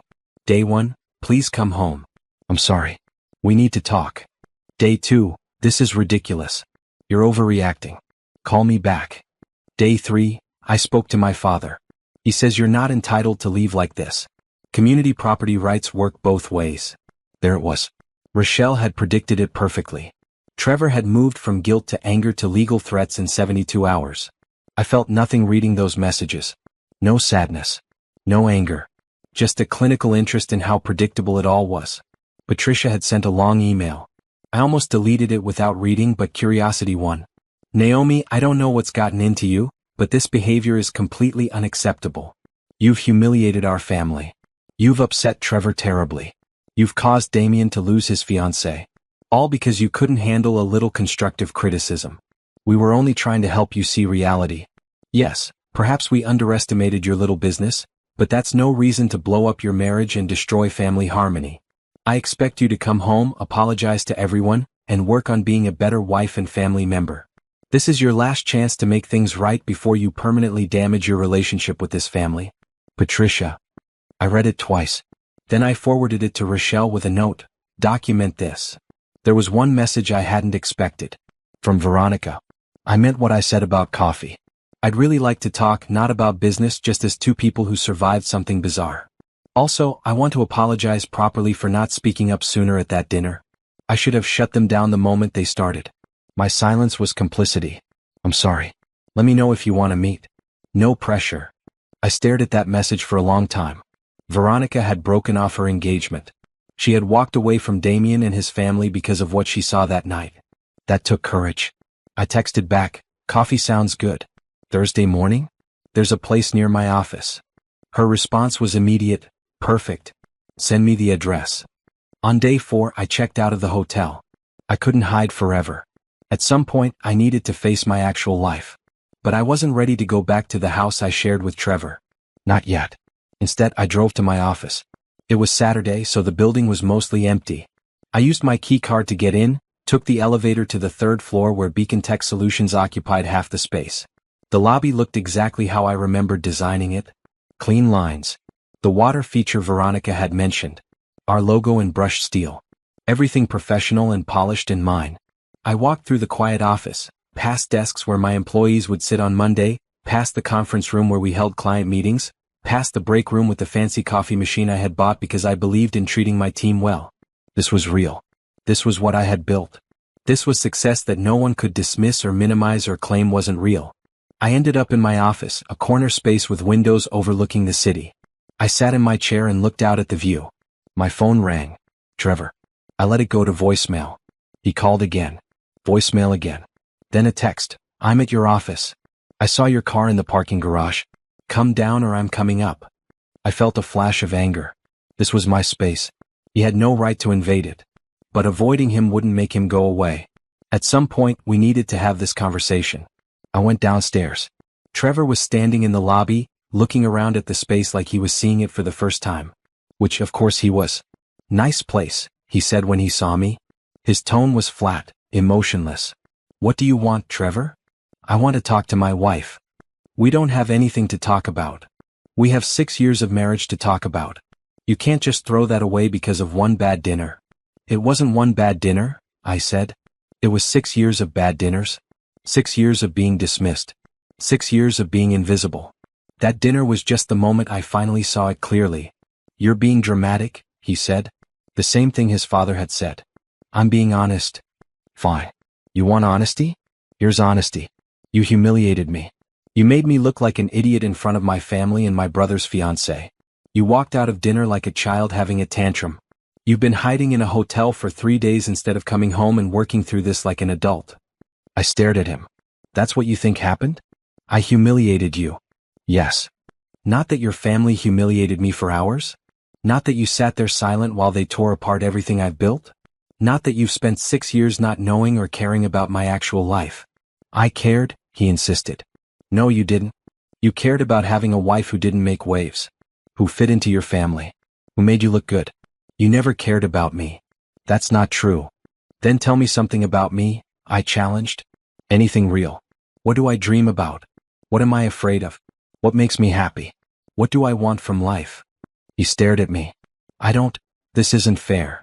Exactly, I said quietly. You don't know. You never asked. You never wanted to know. So that's it. His voice rose. You're just giving up? Walking away from our marriage because I didn't ask the right questions?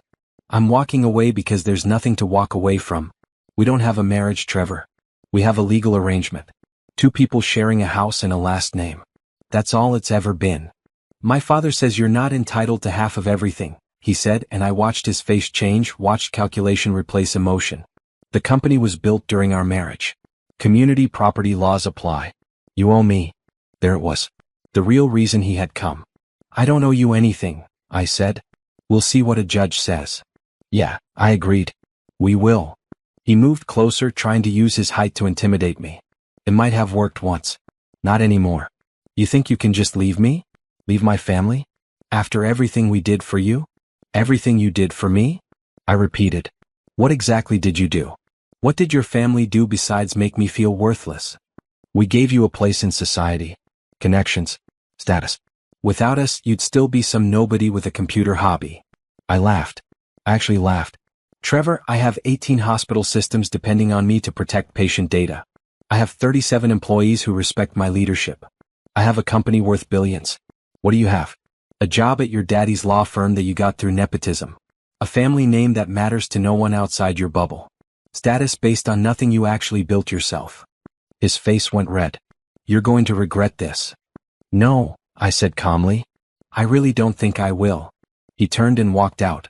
The door closed behind him with a heavy thud. I stood in the lobby of my company, my actual achievement, and felt lighter than I had in years. My phone buzzed. Rochelle. Trevor just called his father. Gerald called me. They want to meet. They're going to fight this. Let them, I said. You sure you're ready for this? It's going to get nasty. I looked around at the office I had built. At the success I had achieved despite everyone telling me I couldn't. At the life I had created through my own intelligence and determination and refusal to give up. I'm ready, I said. And I was. I spent that weekend at my parents' house.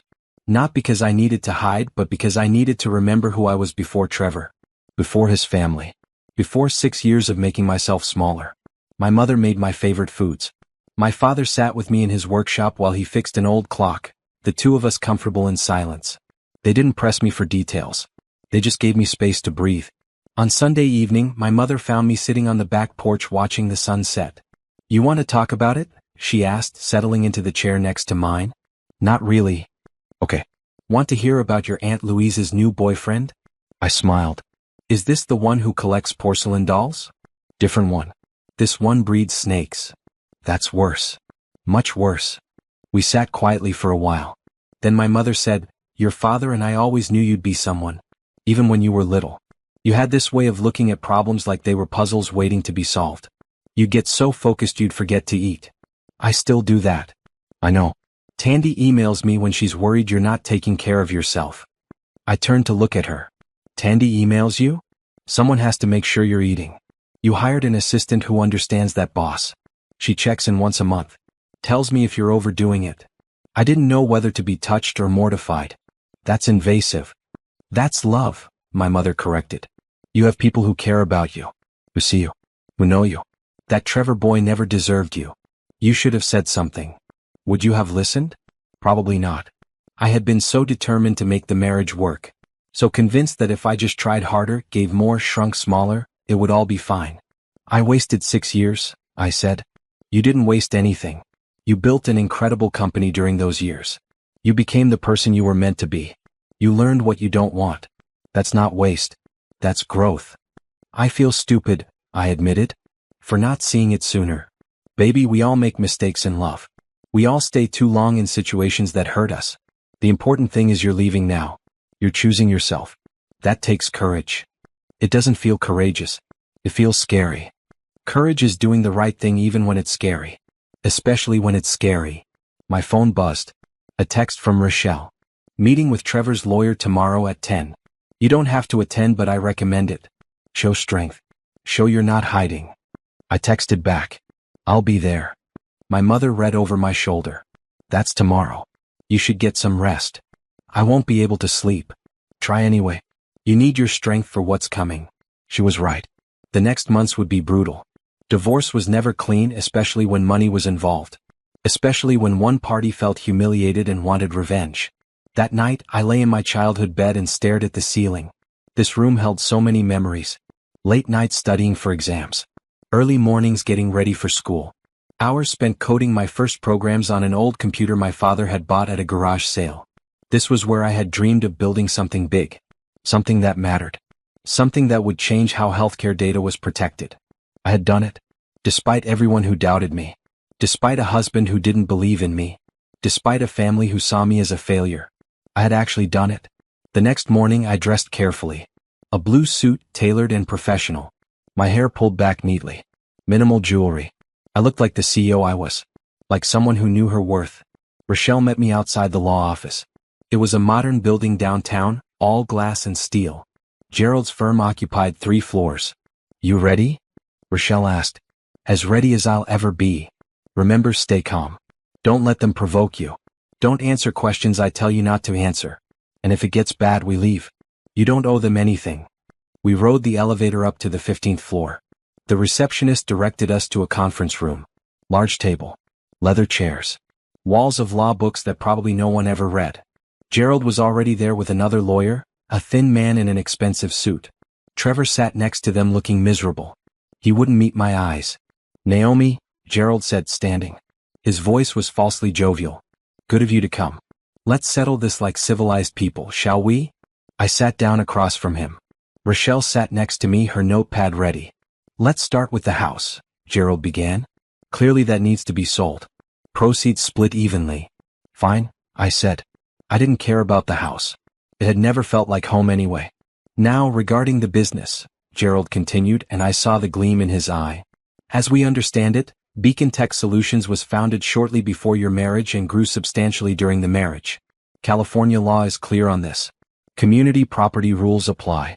My son is entitled to half the company's current value. Rochelle spoke before I could. The company was incorporated 2 months before the marriage using funds from Ms. Harper's separate property. She can document every investment, every loan, every source of capital. None of it came from marital funds. But the growth happened during the marriage, Gerald argued. Trevor provided the support system that allowed her to build this company. He's entitled to compensation. What support? I asked. Gerald looked at me. Excuse me? What support did Trevor provide? Emotional support? Is that what you call sitting silent while your family insulted me for 6 years? Financial support? I paid half of everything and funded my company myself. Practical support? He didn't know where my office was. So tell me, what exactly did he support? He provided a stable home, Gerald said. A foundation. A foundation built on contempt, I said. That's not support. That's tolerance at best. You're being emotional, the other lawyer said. His name was Richard something. I hadn't bothered to learn his last name. I'm being factual, I corrected. Trevor never contributed to my company. Not money. Not time. Not even belief. He actively dismissed my work. His family mocked it constantly. That's the opposite of support. Nevertheless, Gerald said, the law is on our side. We're willing to be reasonable. We'll settle for 40% of the company's value. That's $920 million. Transfer that to Trevor and we'll call it even. I almost laughed. No. Naomi, Trevor said, speaking for the first time. Be reasonable. I'm your husband. I deserve something. Based on what? I asked him directly. What did you ever do to deserve any part of what I built? I was there, he said weakly. Being present isn't the same as being supportive. Being in the same house isn't the same as being a partner. I gave you 6 years, he said, and there was anger in his voice now. I gave you 6 years too, I said. 6 years of trying to be who you wanted. 6 years of making myself small. 6 years of ignoring the fact that you didn't actually care about me. I'm not paying you for the privilege of being disrespected in my own marriage. This is exactly the kind of attitude that makes negotiation impossible, Richard said. Ms. Harper, we're trying to resolve this amicably. But if you force us to go to court, things will get very unpleasant. I'm okay with unpleasant, I said. Rochelle put a hand on my arm. My client is willing to split marital assets equitably. The house, the shared bank account, anything purchased during the marriage with joint funds. But Beacon Tech Solutions is separate property. It was founded before the marriage, funded entirely with separate funds, and built without any contribution from your client. We dispute that, Gerald said. We have evidence that suggests otherwise. What evidence? Rochelle asked sharply. Gerald pulled out a folder. We have testimony from family members that Naomi often worked from home, using utilities and resources paid for with marital funds. We have evidence that Trevor frequently drove her to meetings or picked her up, providing transportation support. We have statements that he offered emotional support and encouragement, which contributed to her success. I stared at him. You're making that up. It's all documented, Gerald said smoothly. Trevor drove me to exactly 3 meetings in 6 years. All because my car was in the shop. He complained about it every time. And emotional support? He told me last week that he thought I was exaggerating about my success. He said he thought I was inflating things. Trevor's face went red. I didn't mean it like that. How did you mean it? He didn't answer.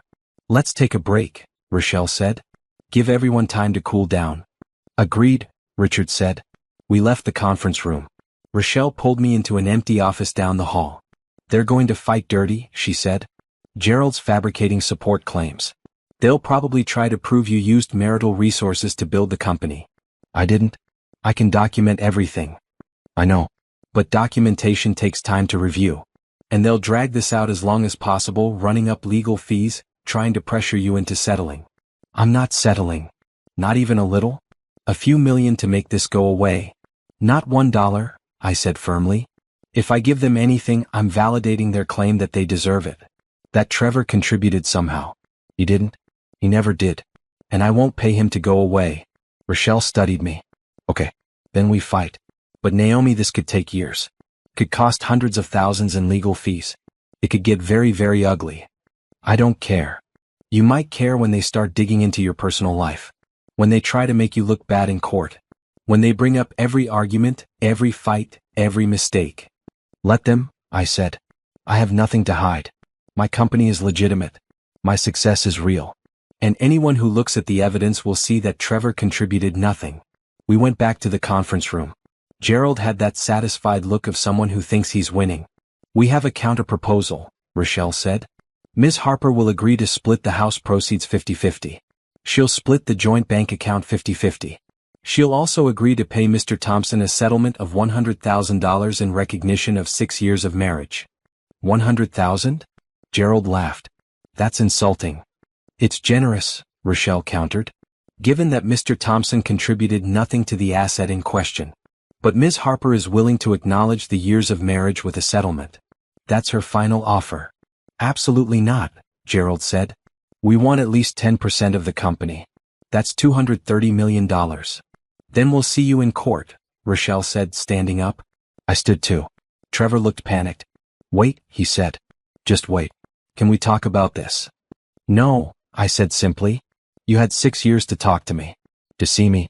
To care about what I was building. You chose not to. Now you want to benefit from something you never supported? It doesn't work that way. This isn't fair, he said. You're right, I agreed. It's not fair. It wasn't fair when your family spent years treating me like a failure. It wasn't fair when you sat silent while they insulted me. It wasn't fair when you admitted you thought I was exaggerating my success. None of that was fair. But I'm not letting unfairness determine my future anymore. We'll destroy you in court, Gerald said. His jovial mask was gone. We'll make you look like the villain. Like an ungrateful wife who abandoned her marriage for money. Try it, I said. I'll show the judge every text message where Trevor threatened me. Every email from your wife telling me I owed your family an apology. Every piece of evidence that shows how you all treated me. Let's see how that plays. Gerald's face darkened. You're making a mistake. I've made plenty of mistakes, I said. Marrying your son was one of them. But leaving him isn't. I walked out of that conference room with my head high. Rochelle followed, trying to hide a smile. In the elevator, she said, that was either brilliant or catastrophic. Time will tell. I don't care which it is, I said. I'm done being afraid of them. Good, Rochelle said. Because they're going to come at you hard. But Naomi? I've never been more proud of you. My phone buzzed. A text from Veronica. Still on for coffee Thursday? I have so much to tell you about how my week has gone. Spoiler alert, it's been weird. I texted back. Definitely still on. I have stories too. That afternoon I went to my office for real. Not sneaking in on a weekend but walking through the door like the CEO I was. My employees greeted me normally, unaware of the personal drama happening in the background. Tandy met me at my office door. Boss. You good? Getting there. Need me to handle anything? Cancel anything? Hurt anyone? Just need to work. Got that Texas proposal ready? On your desk. Also, we got another inquiry. Hospital system in Oregon. They specifically asked for you by name. By name? By actual name. Naomi Harper. Not Ann Harper. Someone's been talking. I thought about Veronica. About that dinner. About how sometimes the worst moments lead to unexpected connections. Let's set up the meeting, I said. I'm done hiding. That night, I drove to the house I had shared with Trevor. Our house. Soon to be just his house, then no one's house. Just another piece of property to be divided and sold. I needed to get my things. I had been wearing the same few outfits for a week. Living out of a suitcase. That couldn't continue.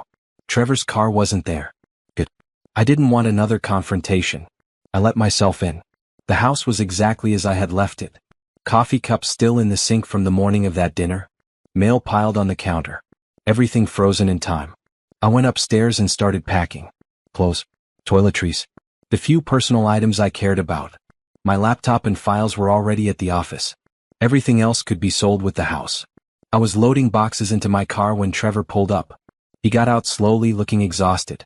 You're taking your stuff, he said. Yes. Where are you staying? That's not your concern. Naomi. He moved closer. Can we please just talk? Without lawyers. Without my family. Just us. There is no us, Trevor. There hasn't been for a long time. Maybe there never was. I loved you, he said.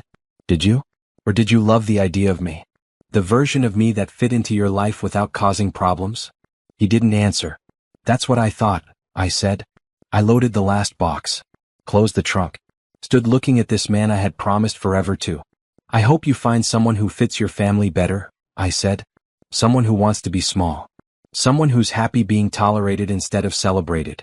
That's not me. It never was. I'm sorry, he said, and for the first time he sounded like he meant it. I'm sorry too. Sorry it took me so long to see clearly. Sorry I wasted 6 years trying to earn respect from people who were never going to give it. Sorry I let myself believe I wasn't enough, when the truth is you were never enough for me. I got in my car, drove away, didn't look back, because looking back meant staying stuck. And I was done being stuck. Thursday morning arrived bright and cold. I met Veronica at a cafe 3 blocks from my office, a small place with good coffee and quiet corners where people could actually talk. She was already there when I arrived, sitting at a corner table with 2 cups of coffee in front of her. I didn't know what you'd want, she said as I sat down. So I got both black and with cream. You can choose. I took the black coffee. Thank you. You didn't have to do that. I wanted to. This whole week has been strange and I needed someone to talk to who might understand. Tell me, I said. She took a breath. I broke up with Damien. I told you that already. But what I didn't tell you was how his family reacted. Let me guess. They blamed you. Worse. They blamed you. Gerald called me personally to explain that you had poisoned me against their wonderful family. Patricia sent me flowers with a note saying she hoped I would reconsider once I got away from your negative influence. I almost laughed. My negative influence. Right? As if I don't have a mind of my own. As if watching them tear apart someone for hours didn't show me exactly who they are. I'm sorry you lost your relationship because of that dinner. Don't be. You didn't make me leave Damien. That dinner just showed me what I would have seen eventually. His family is cruel and he's complicit in that cruelty. By staying silent, I would have married into that. I would have spent holidays with people who think mocking others is entertainment. You saved me. That's generous. It's true. I've been thinking about it all week. About how easily they dismissed you. How comfortable they were being cruel. And the thing is, they didn't even think they were being cruel. They thought they were being helpful. Offering guidance. That's almost worse. It is worse, I agreed. Mean people who know they're mean can sometimes change. People who think their cruelty is kindness never do. We sat quietly for a moment, sipping coffee. Can I ask you something? Veronica said. Sure. Why did you keep your identity private for so long? Harper instead of Naomi Harper. No photos. No interviews.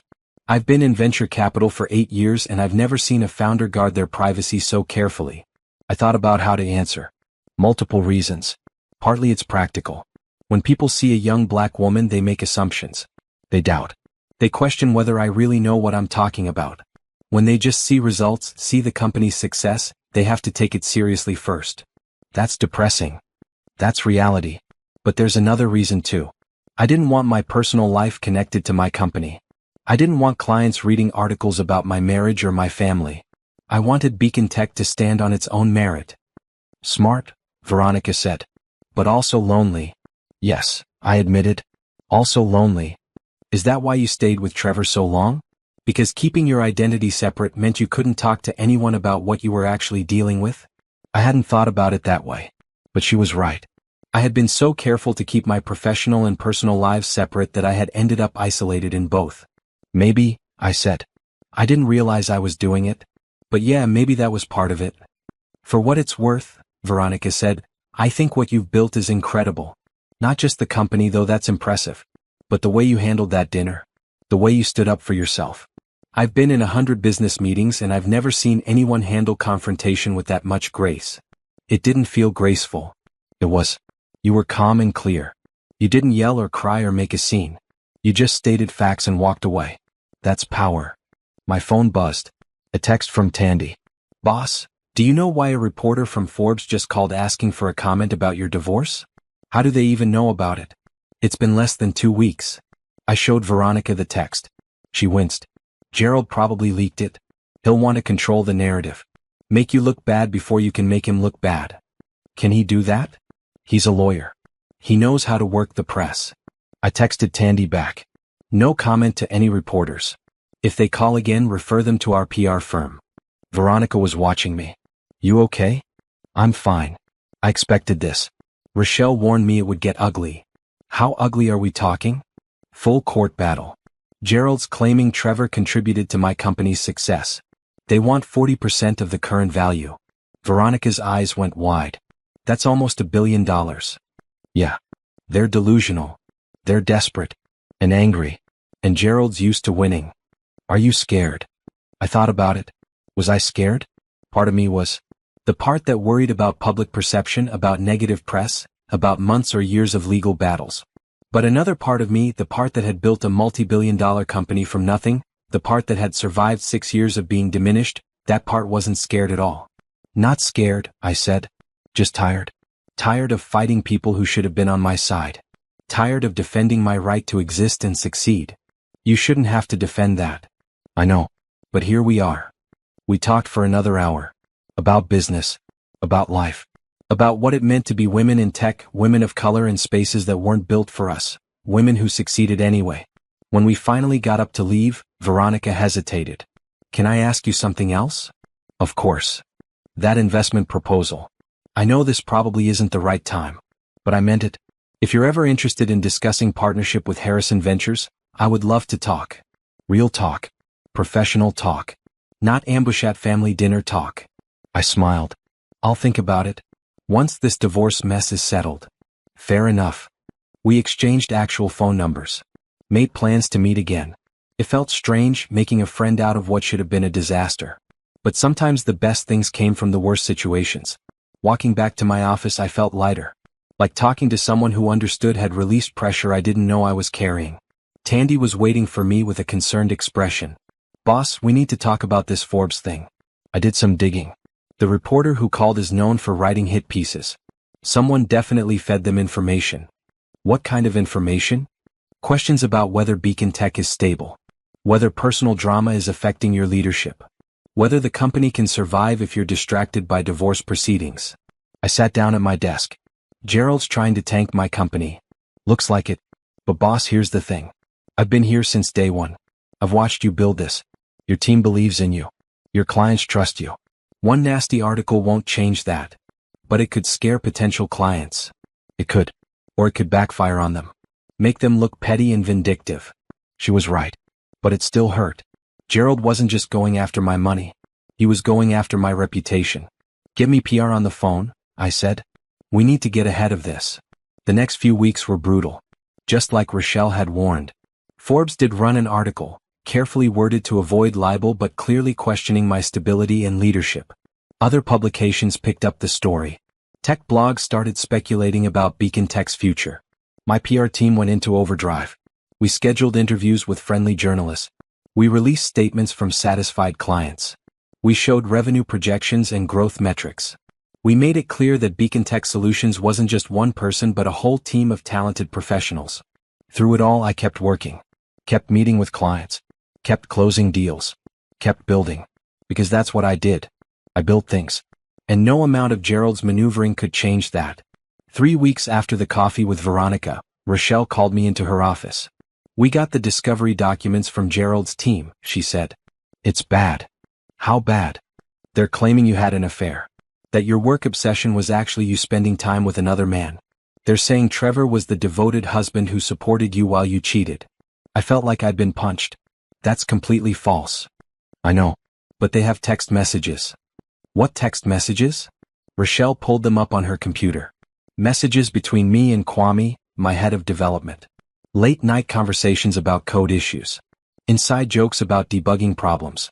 Professional messages taken out of context to look personal. This is work communication, I said. Kwame and I have never had anything romantic. He's married. He has 2 kids.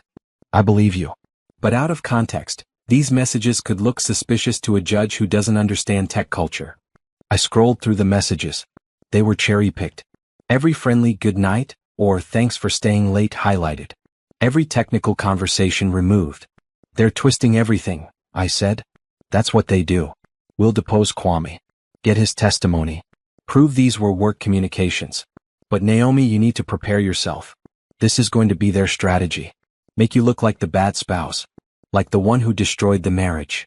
While ignoring 6 years of their behavior. Exactly. I left Rochelle's office feeling sick.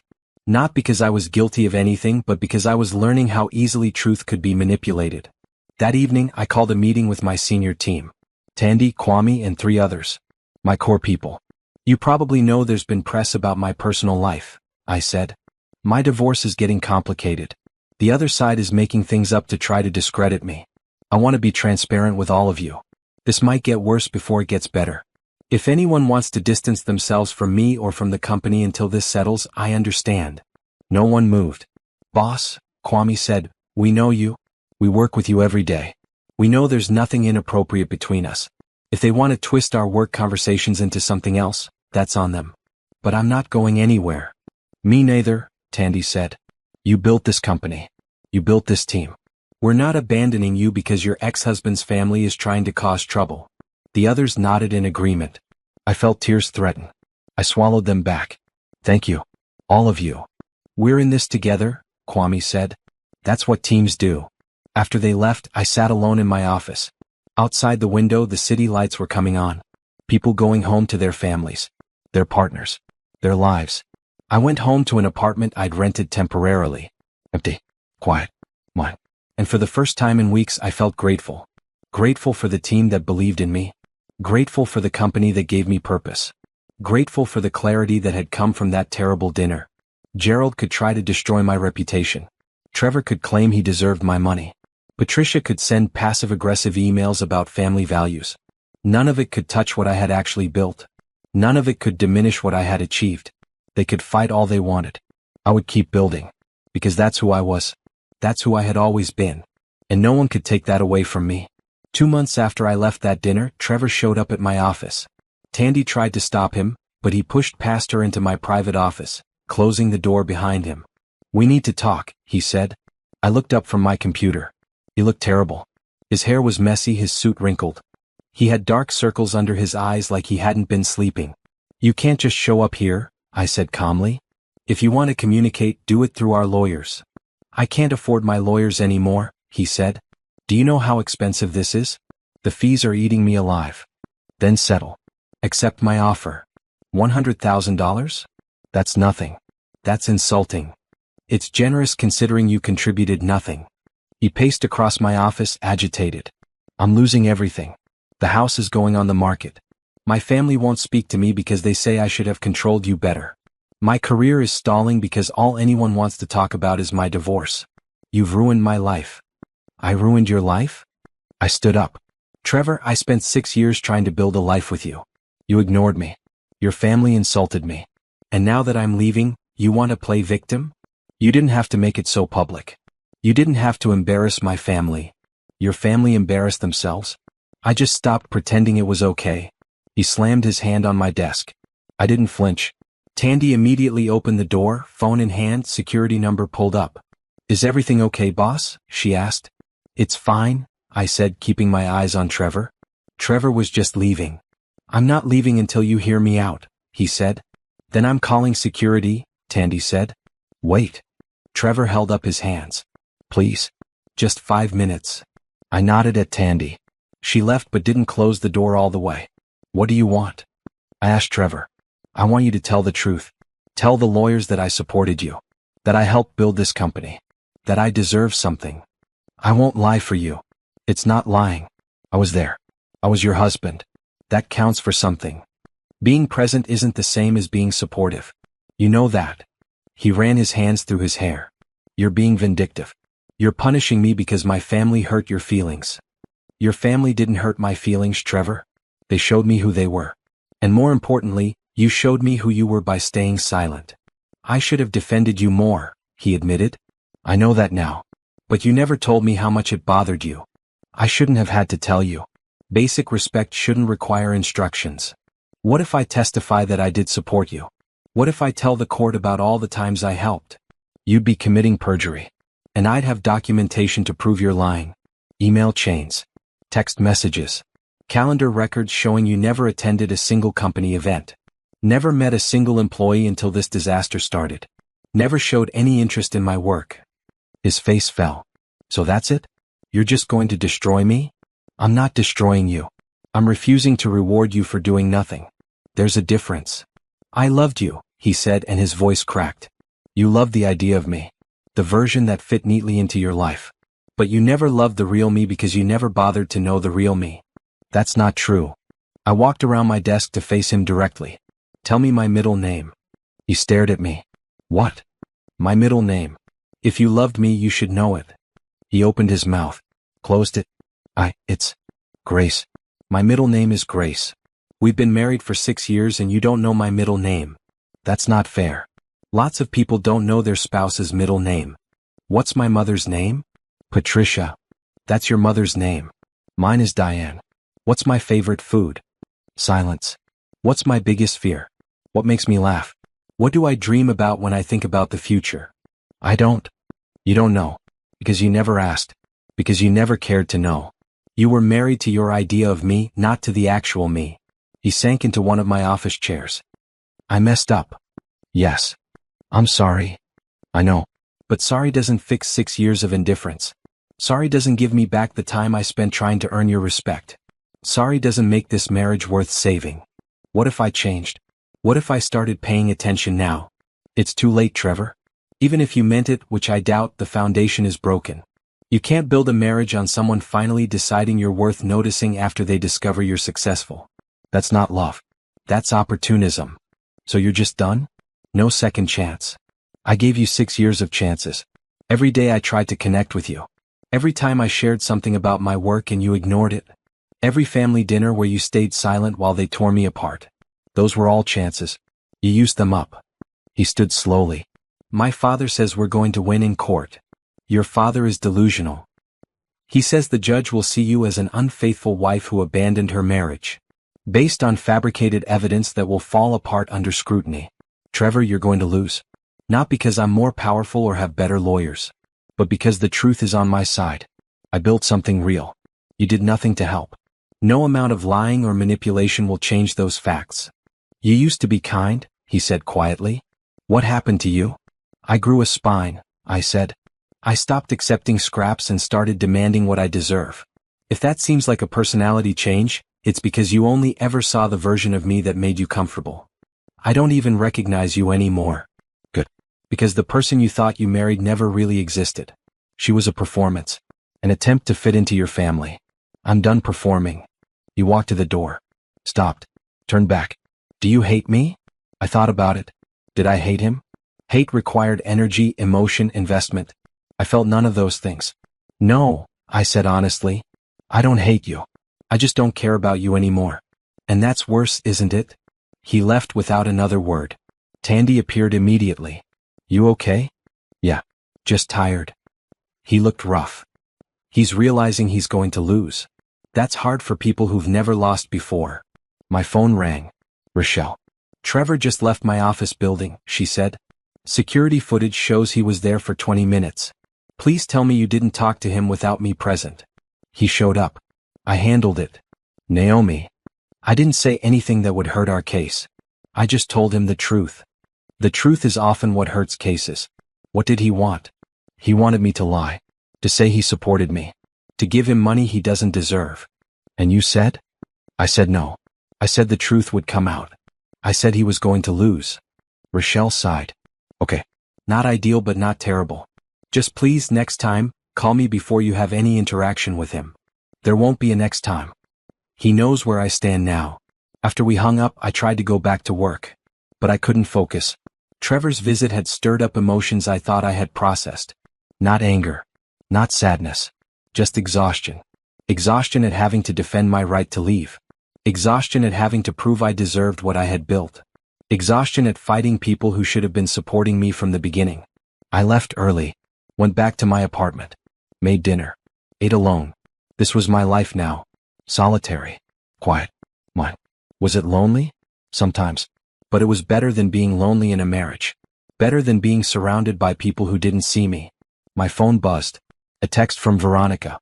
Coffee tomorrow? I have news. I texted back. Sure. Same place. Perfect. 10 a.m. The next morning, I met Veronica at our usual cafe. She looked excited, her eyes bright. What's the news? I asked. I'm starting my own firm. I smiled. Really? Really? I've been thinking about it since the engagement fell apart. Harrison Ventures is a good firm, but I want to build something that reflects my values. I want to invest in founders who are overlooked. Women. People of color. People who build real solutions to real problems. That sounds incredible. I have some investors lined up. I have a business plan. I have a vision. What I don't have is a flagship partner. Someone whose company would give my new firm credibility. She looked at me meaningfully. You want Beacon Tech as your first major investment, I said. I want to offer you partnership. Not just money. Real collaboration. Access to our network. Strategic support. But only if you're interested. Only if it makes sense for you. I thought about it. I had been running Beacon Tech alone for so long. Making every decision. Carrying every burden. Part of me liked the independence. But another part was tired. Tired of doing everything myself. What would partnership look like? I asked. We'd invest capital in exchange for a minority stake. Maybe 15%. You'd keep majority control. But you'd have our resources. Our connections. Our expertise. Why me? Why Beacon Tech? Because you're brilliant. Because your company solves a real problem. Because you've built something that matters. And honestly, because I watched you handle the worst dinner party ever with more grace than I've seen from most people in perfect situations. If you can do that, you can handle anything. I need to think about it. Of course. Take your time. I'm not going anywhere. We talked about other things. Her plans for the new firm. My ongoing divorce battle. The challenges of being women in industries that still didn't always take us seriously. When I got back to my office, Tandy had a message for me. Rochelle called. Urgent. I called her back immediately. Good news, Rochelle said. Trevor's lawyer withdrew from the case. What? Why? Turns out fabricating evidence is frowned upon by the Bar Association. Richard got cold feet.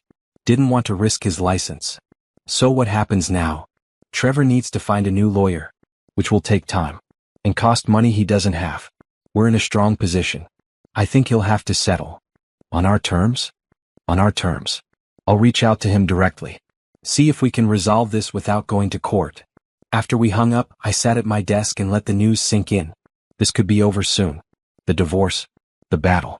The constant stress of legal proceedings. I could move forward. Build my life. Figure out what came next. That evening I went for a walk. The city was beautiful at dusk, lights coming on, people heading home. I thought about everything that had happened. The dinner that changed everything. The revelation that freed me. The battle that showed me my own strength. I thought about Trevor showing up at my office looking desperate. About Gerald's attempts to destroy my reputation failing. About Patricia's fake concern being exposed as manipulation. I thought about my team standing by me. About clients who trusted my leadership. About Veronica offering real partnership. I thought about the life I had now. Smaller in some ways. No husband. No in-laws. No family gatherings where I had to make myself acceptable. But bigger in the ways that mattered. My company growing. My reputation solid. My sense of self finally strong and clear. I had lost a marriage. But I had gained myself. And that, I realized, was worth everything. 6 months after that dinner, my divorce was finalized. Trevor settled. He took half the house proceeds, the joint bank account, and $50,000. Not the $100,000 I had offered originally, because Rochelle negotiated down when his case fell apart. He signed the papers without argument. Without fight. Without any more attempts to claim he deserved part of my company. I was free. The day the papers were filed, I took myself out for dinner. A nice restaurant. A table by the window. Good wine and better food. I ate slowly, savoring everything, celebrating alone. My phone buzzed halfway through dessert. My mother. Your father and I are so proud of you. Thanks, Mom. Dinner this Sunday? We want to celebrate properly. I'll be there. When I got home that night, I stood in my apartment looking around. I had been here for 6 months and it still felt temporary. Boxes I hadn't unpacked. Walls I hadn't decorated. A life in transition. Tomorrow I would start making it permanent. Making it mine. Building a home that reflected who I actually was instead of who I thought I needed to be. But tonight, I just sat on my couch with a glass of wine and let myself feel everything. Relief. Sadness. Hope. Fear. Joy. All of it mixed together in a complicated mess of emotion. I had survived. I had stood up for myself. I had refused to settle for less than I deserved. And now I got to figure out what came next. The following week, I met with Veronica to discuss partnership. We sat in her new office, still mostly empty, boxes of books waiting to be unpacked. I've thought about your offer, I said. I'm interested. but I want to make sure we're aligned on vision. Tell me your vision, Veronica said. I want Beacon Tech to stay independent, to maintain our culture, to keep making decisions based on what's right for our clients and our employees, not just what's profitable. I wouldn't want to change any of that. That's what makes your company valuable. I also want to expand. Open offices in 3 more cities. Double our team size in the next 2 years. Take on bigger contracts with larger hospital systems. That's ambitious. I'm ambitious. I spent 6 years being told to think smaller. I'm done with that. Veronica smiled. So am I. Let's do this. We spent the next month negotiating terms. My lawyers and her lawyers and endless meetings about equity percentages and board seats and strategic direction. But underneath all the legal language it was simple. We were 2 women building something. Creating partnership based on mutual respect and shared vision. The announcement went out in September. Veronica's new firm, Catalyst Ventures, had made its first major investment. Beacon Tech Solutions. Strategic partnership. Plans for significant expansion. The tech press loved it. 2 women of color.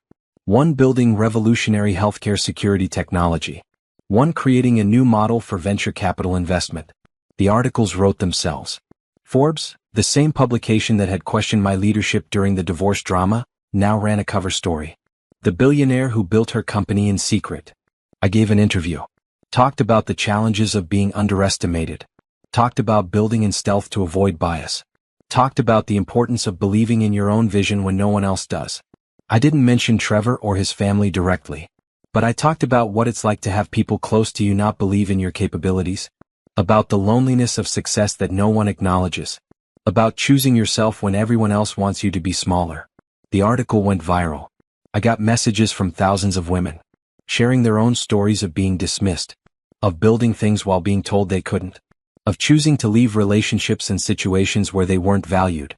I couldn't respond to all of them, but I read every single one, and I felt less alone than I had in years. In October, we opened our first new office, Denver. A smaller team to start, but with plans to grow. I flew out for the opening, met the new employees, gave a speech about company values and vision. We protect what matters, I told them. Patient data. Medical privacy. The trust between doctors and patients. That's not just business. That's mission. And everyone in this company, from the newest intern to me, is here because we believe in that mission. They applauded. Young faces full of enthusiasm and hope. I remembered being that young. That optimistic. Before life taught me how hard it would be. But I also remembered pushing through. Building anyway. Succeeding anyway. And I wanted these new employees to know they could do the same. After the opening, I had dinner with the Denver team. They asked questions about company history, about growth plans, about my vision for the future. They treated me like a CEO. Like a leader. Like someone whose opinions mattered. It was such a contrast to family dinners with the Thompsons. Where every word I said was dismissed or mocked. Where my success was treated as luck or exaggeration. Where I had to fight for basic respect. Flying home, I thought about how different my life was now. How much lighter I felt without the weight of trying to make myself acceptable to people who would never truly accept me. In November, I gave a keynote speech at a tech conference. 5,000 people in attendance. The event organizers had been asking for 2 years. I had finally said yes. My topic was building while underestimated. I talked about being young and black and female in tech. About the assumptions people made. About being called aggressive when I was assertive. Being called emotional when I was passionate. Being called lucky when I succeeded through skill and work. I talked about my company. About building it quietly. About choosing privacy to avoid bias. About the strategy of letting my work speak before letting people see who I was. I talked about the dinner. Not naming names. Not pointing fingers. But sharing the story of success that no one recognized because they had already decided I wasn't capable of it. The people closest to you should be your biggest supporters, I said.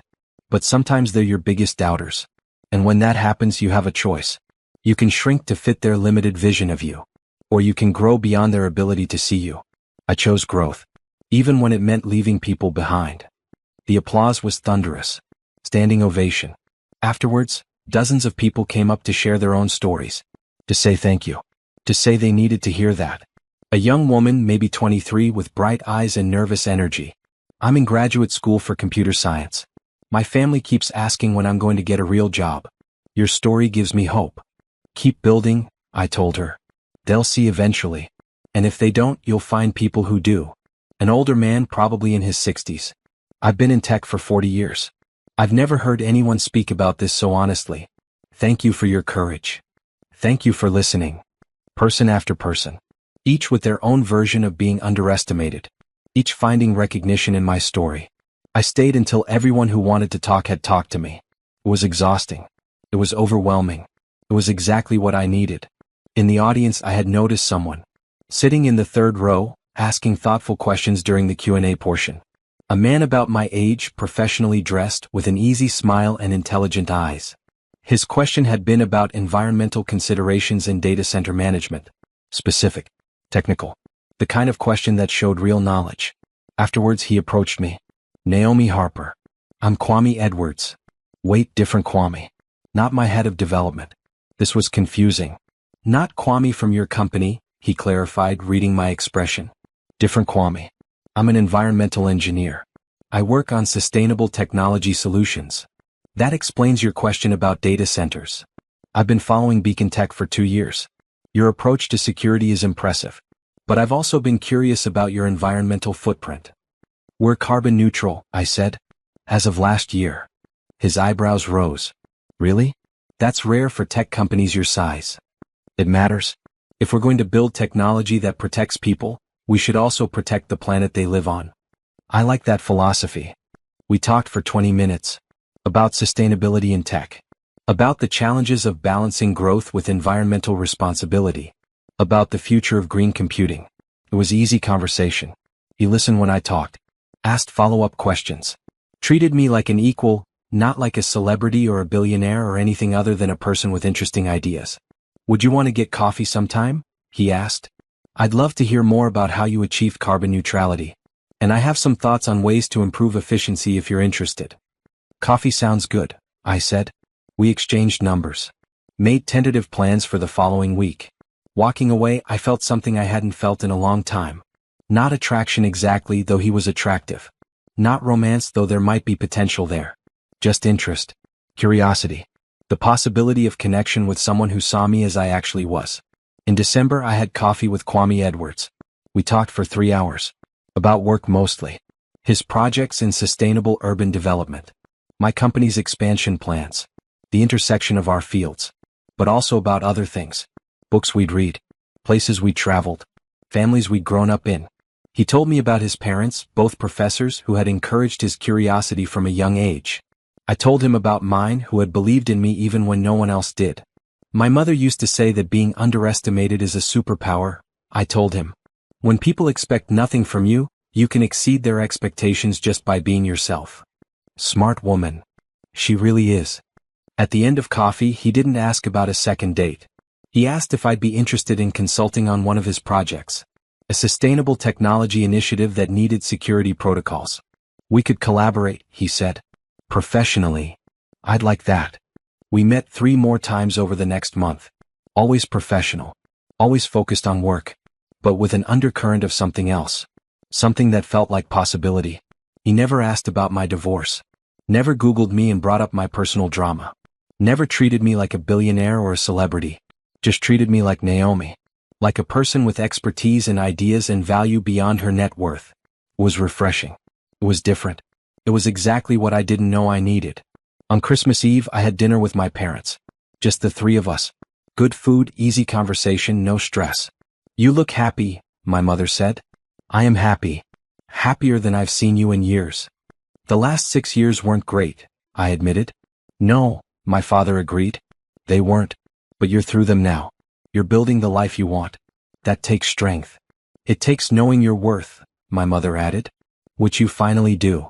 After dinner, sitting in my childhood living room, I thought about where I had been a year ago.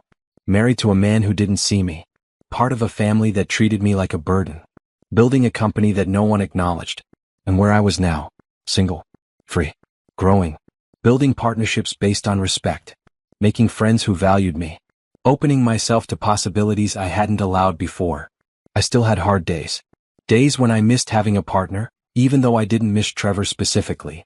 Days when I felt lonely. Days when the freedom felt more like emptiness. But mostly I felt grateful. Grateful for the dinner that broke everything open.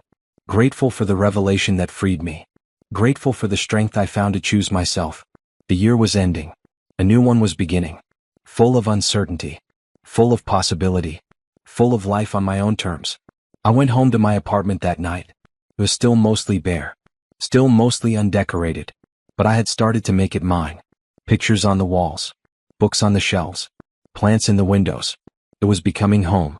Slowly. Carefully. In ways that felt true to who I actually was. My phone buzzed. A text from Kwame Edwards. Happy holidays. Hope you're enjoying time with family. I'm thinking about that security protocol discussion we had last week. I have some ideas. Coffee in the new year? I smiled and texted back. Coffee sounds perfect. Then another text. From Veronica. Happy Christmas Eve. Thank you for taking a chance on partnership. Best decision I've made this year. Here's to building something great together. I looked at these messages. From people who saw me. Who valued me. Who treated collaboration as mutual respect rather than charity or tolerance. This was what partnership should feel like. This was what friendship should feel like. This was what life should feel like when you weren't trying to shrink yourself to fit someone else's limitations. I poured myself a glass of wine. Stood at my window looking out at the city. Lights everywhere. People in their homes celebrating holidays in whatever way made sense to them. I raised my glass to my reflection in the window. To survival. To growth. To becoming the person I was meant to be all along. To freedom. To finally being enough for myself. 1 year after the dinner that changed everything, I stood on stage at another tech conference. This one was bigger. More prestigious. The kind of event where CEOs and founders shared vision and strategy. My keynote was titled, Building Your Own Table. A year ago, I began, I sat at a dinner table where every person present dismissed my work, my intelligence, and my right to be taken seriously. They had decided who I was without ever really knowing me. And for a long time I accepted their judgment. I tried to prove them wrong by making myself smaller, hoping that if I was small enough, inoffensive enough, quiet enough, they might eventually see my value. The audience was silent. Hundreds of faces watching me. Listening. But here's what I learned. You can't make people see you if they've decided not to. You can't earn respect from people who've already concluded you're not worthy of it. And you can't build a life trying to fit into someone else's narrow vision of who you should be. I talked about Beacon Tech Solutions. About the decision to build in privacy. About the strategy of letting work speak louder than identity. About the moment of revelation at that dinner when everything shifted. When that woman recognized my company, when she dropped her fork and called me by name, something changed. Not just in the room but in me. Because I realized I had been hiding. Not from the world but from people who should have been celebrating me. I had been making myself invisible to make them comfortable. And that stops now. I shared the numbers. Beacon Tech Solutions was now valued at $3.2 billion. We had expanded to 6 cities. We employed 83 people. We protected the medical data of 42 million patients. We had partnerships with 94 hospital systems. None of that happened because someone believed in me first. It happened because I believed in myself. Because I built anyway. Because I refused to let other people's limitations become my ceiling. The applause was strong. But I wasn't finished. I want to talk about what happened after I left that dinner. Because leaving is only the first step. Building a new life is harder. It means sitting with loneliness.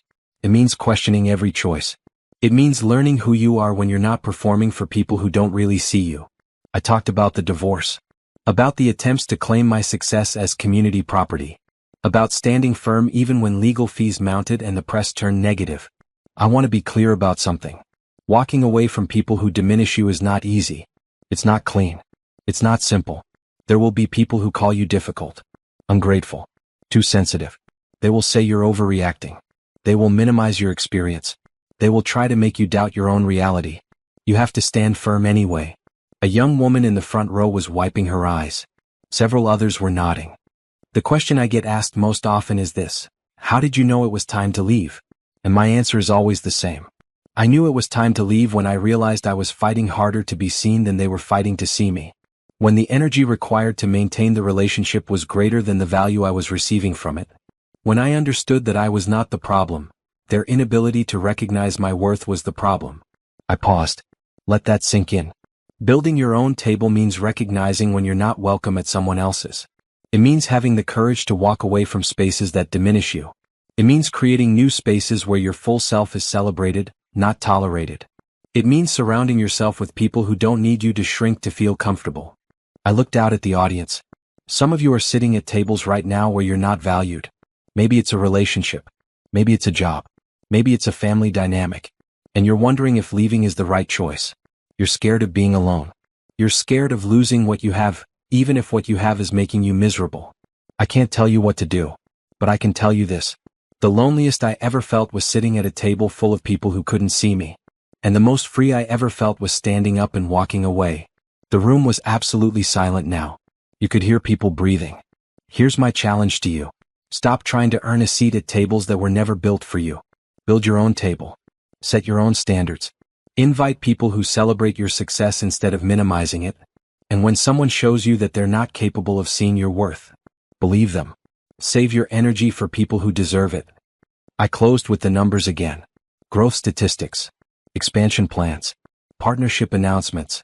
Concrete proof that success doesn't require the approval of people who don't value you. The standing ovation lasted 3 minutes. People weren't just clapping. They were crying. They were nodding. They were taking pictures of my slides to remember the message. Afterwards, the line of people waiting to talk to me stretched across the conference hall. Each person had a story. Each person needed to share their own version of being underestimated. Halfway through the line I saw him. Kwame Edwards. Standing patiently, not trying to cut ahead, just waiting his turn like everyone else. When he finally reached me, he smiled. That was powerful. Thank you. I especially like the part about building your own table. Though I have a question. What's that? Once you've built your own table, are you open to inviting people to sit at it? Or is it strictly a solo endeavor? I laughed. I think there's room for the right people. Good to know. He paused. I was wondering if you'd like to have dinner. Not coffee. Not a professional meeting. Actual dinner. As two people who might enjoy each other's company beyond work discussions. I had been waiting for this. For him to ask. For 6 months we'd been circling around something neither of us had named yet. I'd like that, I said. Saturday? Saturday works. He smiled again and moved on to let the next person talk to me. But I felt lighter. Hopeful. Like maybe I was ready to try again. To open myself to possibility. To build something new with someone who saw me clearly from the start. The rest of the day was a blur of conversations, interviews, photo opportunities. By the time I got back to my hotel room, I was exhausted. But it was good exhaustion.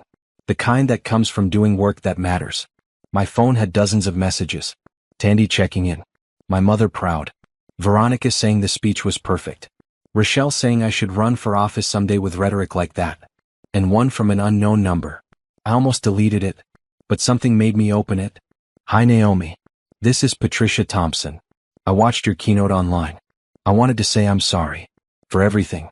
For how we treated you. For not seeing what you were building. For making you feel small. You were right to leave. I hope you're happy. You deserve to be happy. I stared at the message for a long time. Part of me wanted to respond. To say thank you for the apology. To offer forgiveness. But another part knew that some apologies come too late. Some damage can't be undone. And some relationships aren't worth resurrecting, even when the other person finally sees clearly. I deleted the message without responding. Not out of cruelty. But out of self-preservation. I didn't owe Patricia closure. I didn't owe her forgiveness. I didn't owe her anything. I owed myself peace. And peace meant not reopening doors I had closed for good reason. Saturday came. I met Kwame at a restaurant I had chosen. Something casual but nice. The kind of place where you could have real conversation without pretense. He was already there when I arrived. He stood when he saw me. Pulled out my chair. Small gestures of respect that felt natural, not performative. You look great, he said. Thanks. You clean up well too. We ordered wine. Appetizers. Settled into easy conversation about anything except work. Music we loved. Movies we'd seen. Places we wanted to travel. I've always wanted to go to Ghana, I told him. My grandmother was from there. I want to see where she grew up. We should go, he said, then caught himself. I mean, not we as in together necessarily. I just meant if you go, that would be amazing. I smiled at his sudden nervousness. We could go together. Someday. If this goes well. This, he repeated. You mean this date? I mean this attempt at building something new. Seeing if we fit together in ways that matter. I'd like that, he said. The building something part. I'm good at building things. Me too. We talked for 3 hours. About family. About dreams. About what we wanted from life beyond professional success. I want partnership, I told him honestly. Real partnership. Where both people show up fully. Where communication is clear. Where respect is automatic, not something you have to earn every day. That sounds reasonable. You'd be surprised how rare it is. I wouldn't, he said. I was engaged once. It fell apart because she wanted me to be someone I wasn't. Wanted me to fit into her family's expectations. Wanted me to shrink my ambitions to make her more comfortable. What did you do? I left. It hurt. But I knew I couldn't build a life trying to be someone else's version of me. I looked at him across the table. This man who understood. Who had walked a similar path. Who knew what it cost to choose yourself. I think we're going to get along just fine, I said. He smiled. I think you're right. We walked after dinner. Through the city. Past lit windows and busy streets. Just walking and talking and enjoying the ease of it. At my car he hesitated. Can I see you again? Definitely. Good. Because I really like you. Not billionaire you or CEO you or keynote speaker you. Just you. The person who gets excited talking about data security and laughs at terrible puns and admitted you stress-eat pretzels when you're coding. You remember that? I remember everything you tell me. That might have been the moment. The moment I realized this could be different. This could be real. We dated through spring. Slowly. Carefully. Taking time to actually know each other. He met my parents. I met his. No pressure. No performance. Just introduction to people we cared about. He came to my office. Met my team. Understood what I had built. Was genuinely impressed without being intimidated. Asked smart questions. Offered thoughtful observations. I went to his project sites. Saw the sustainable infrastructure he was developing. Learned about green technology and urban planning. Was genuinely interested in his work the way he was interested in mine. Was easy. That was the remarkable part. Was just easy. No drama. No games. No constant negotiation of respect. Just two people who liked each other building something together. In June, Beacon Tech Solutions announced major expansion. 10 new cities. Partnership with federal healthcare systems. A contract that would protect medical data for 200 million people. The press conference was huge. Cameras everywhere. Questions shouted from reporters. Tandy standing next to me looking proud. Veronica in the audience smiling. And Kwame, sitting in the back. Not trying to be part of it. Just supporting quietly. The way good partners do. After the press conference my phone buzzed. A text from Trevor. The first contact in 6 months. Congratulations. You were right. About everything. I stared at the message. Thought about responding. Decided not to. Some chapters close. You don't need to reopen them just to verify they're finished. I deleted the message and turned back to the people who mattered. My team. My partner Veronica. My parents who had driven in for the announcement. Kwame who was waiting patiently for the chaos to settle. Ready to celebrate? Tandy asked. Absolutely. We went out. The whole team. Plus families. Plus friends. A restaurant with private rooms and good food and lots of laughter. People who had built this with me. People who had believed in the vision. People who had shown up every day and done the work. I looked around the table. At all these faces. All these people who knew me. Really knew me.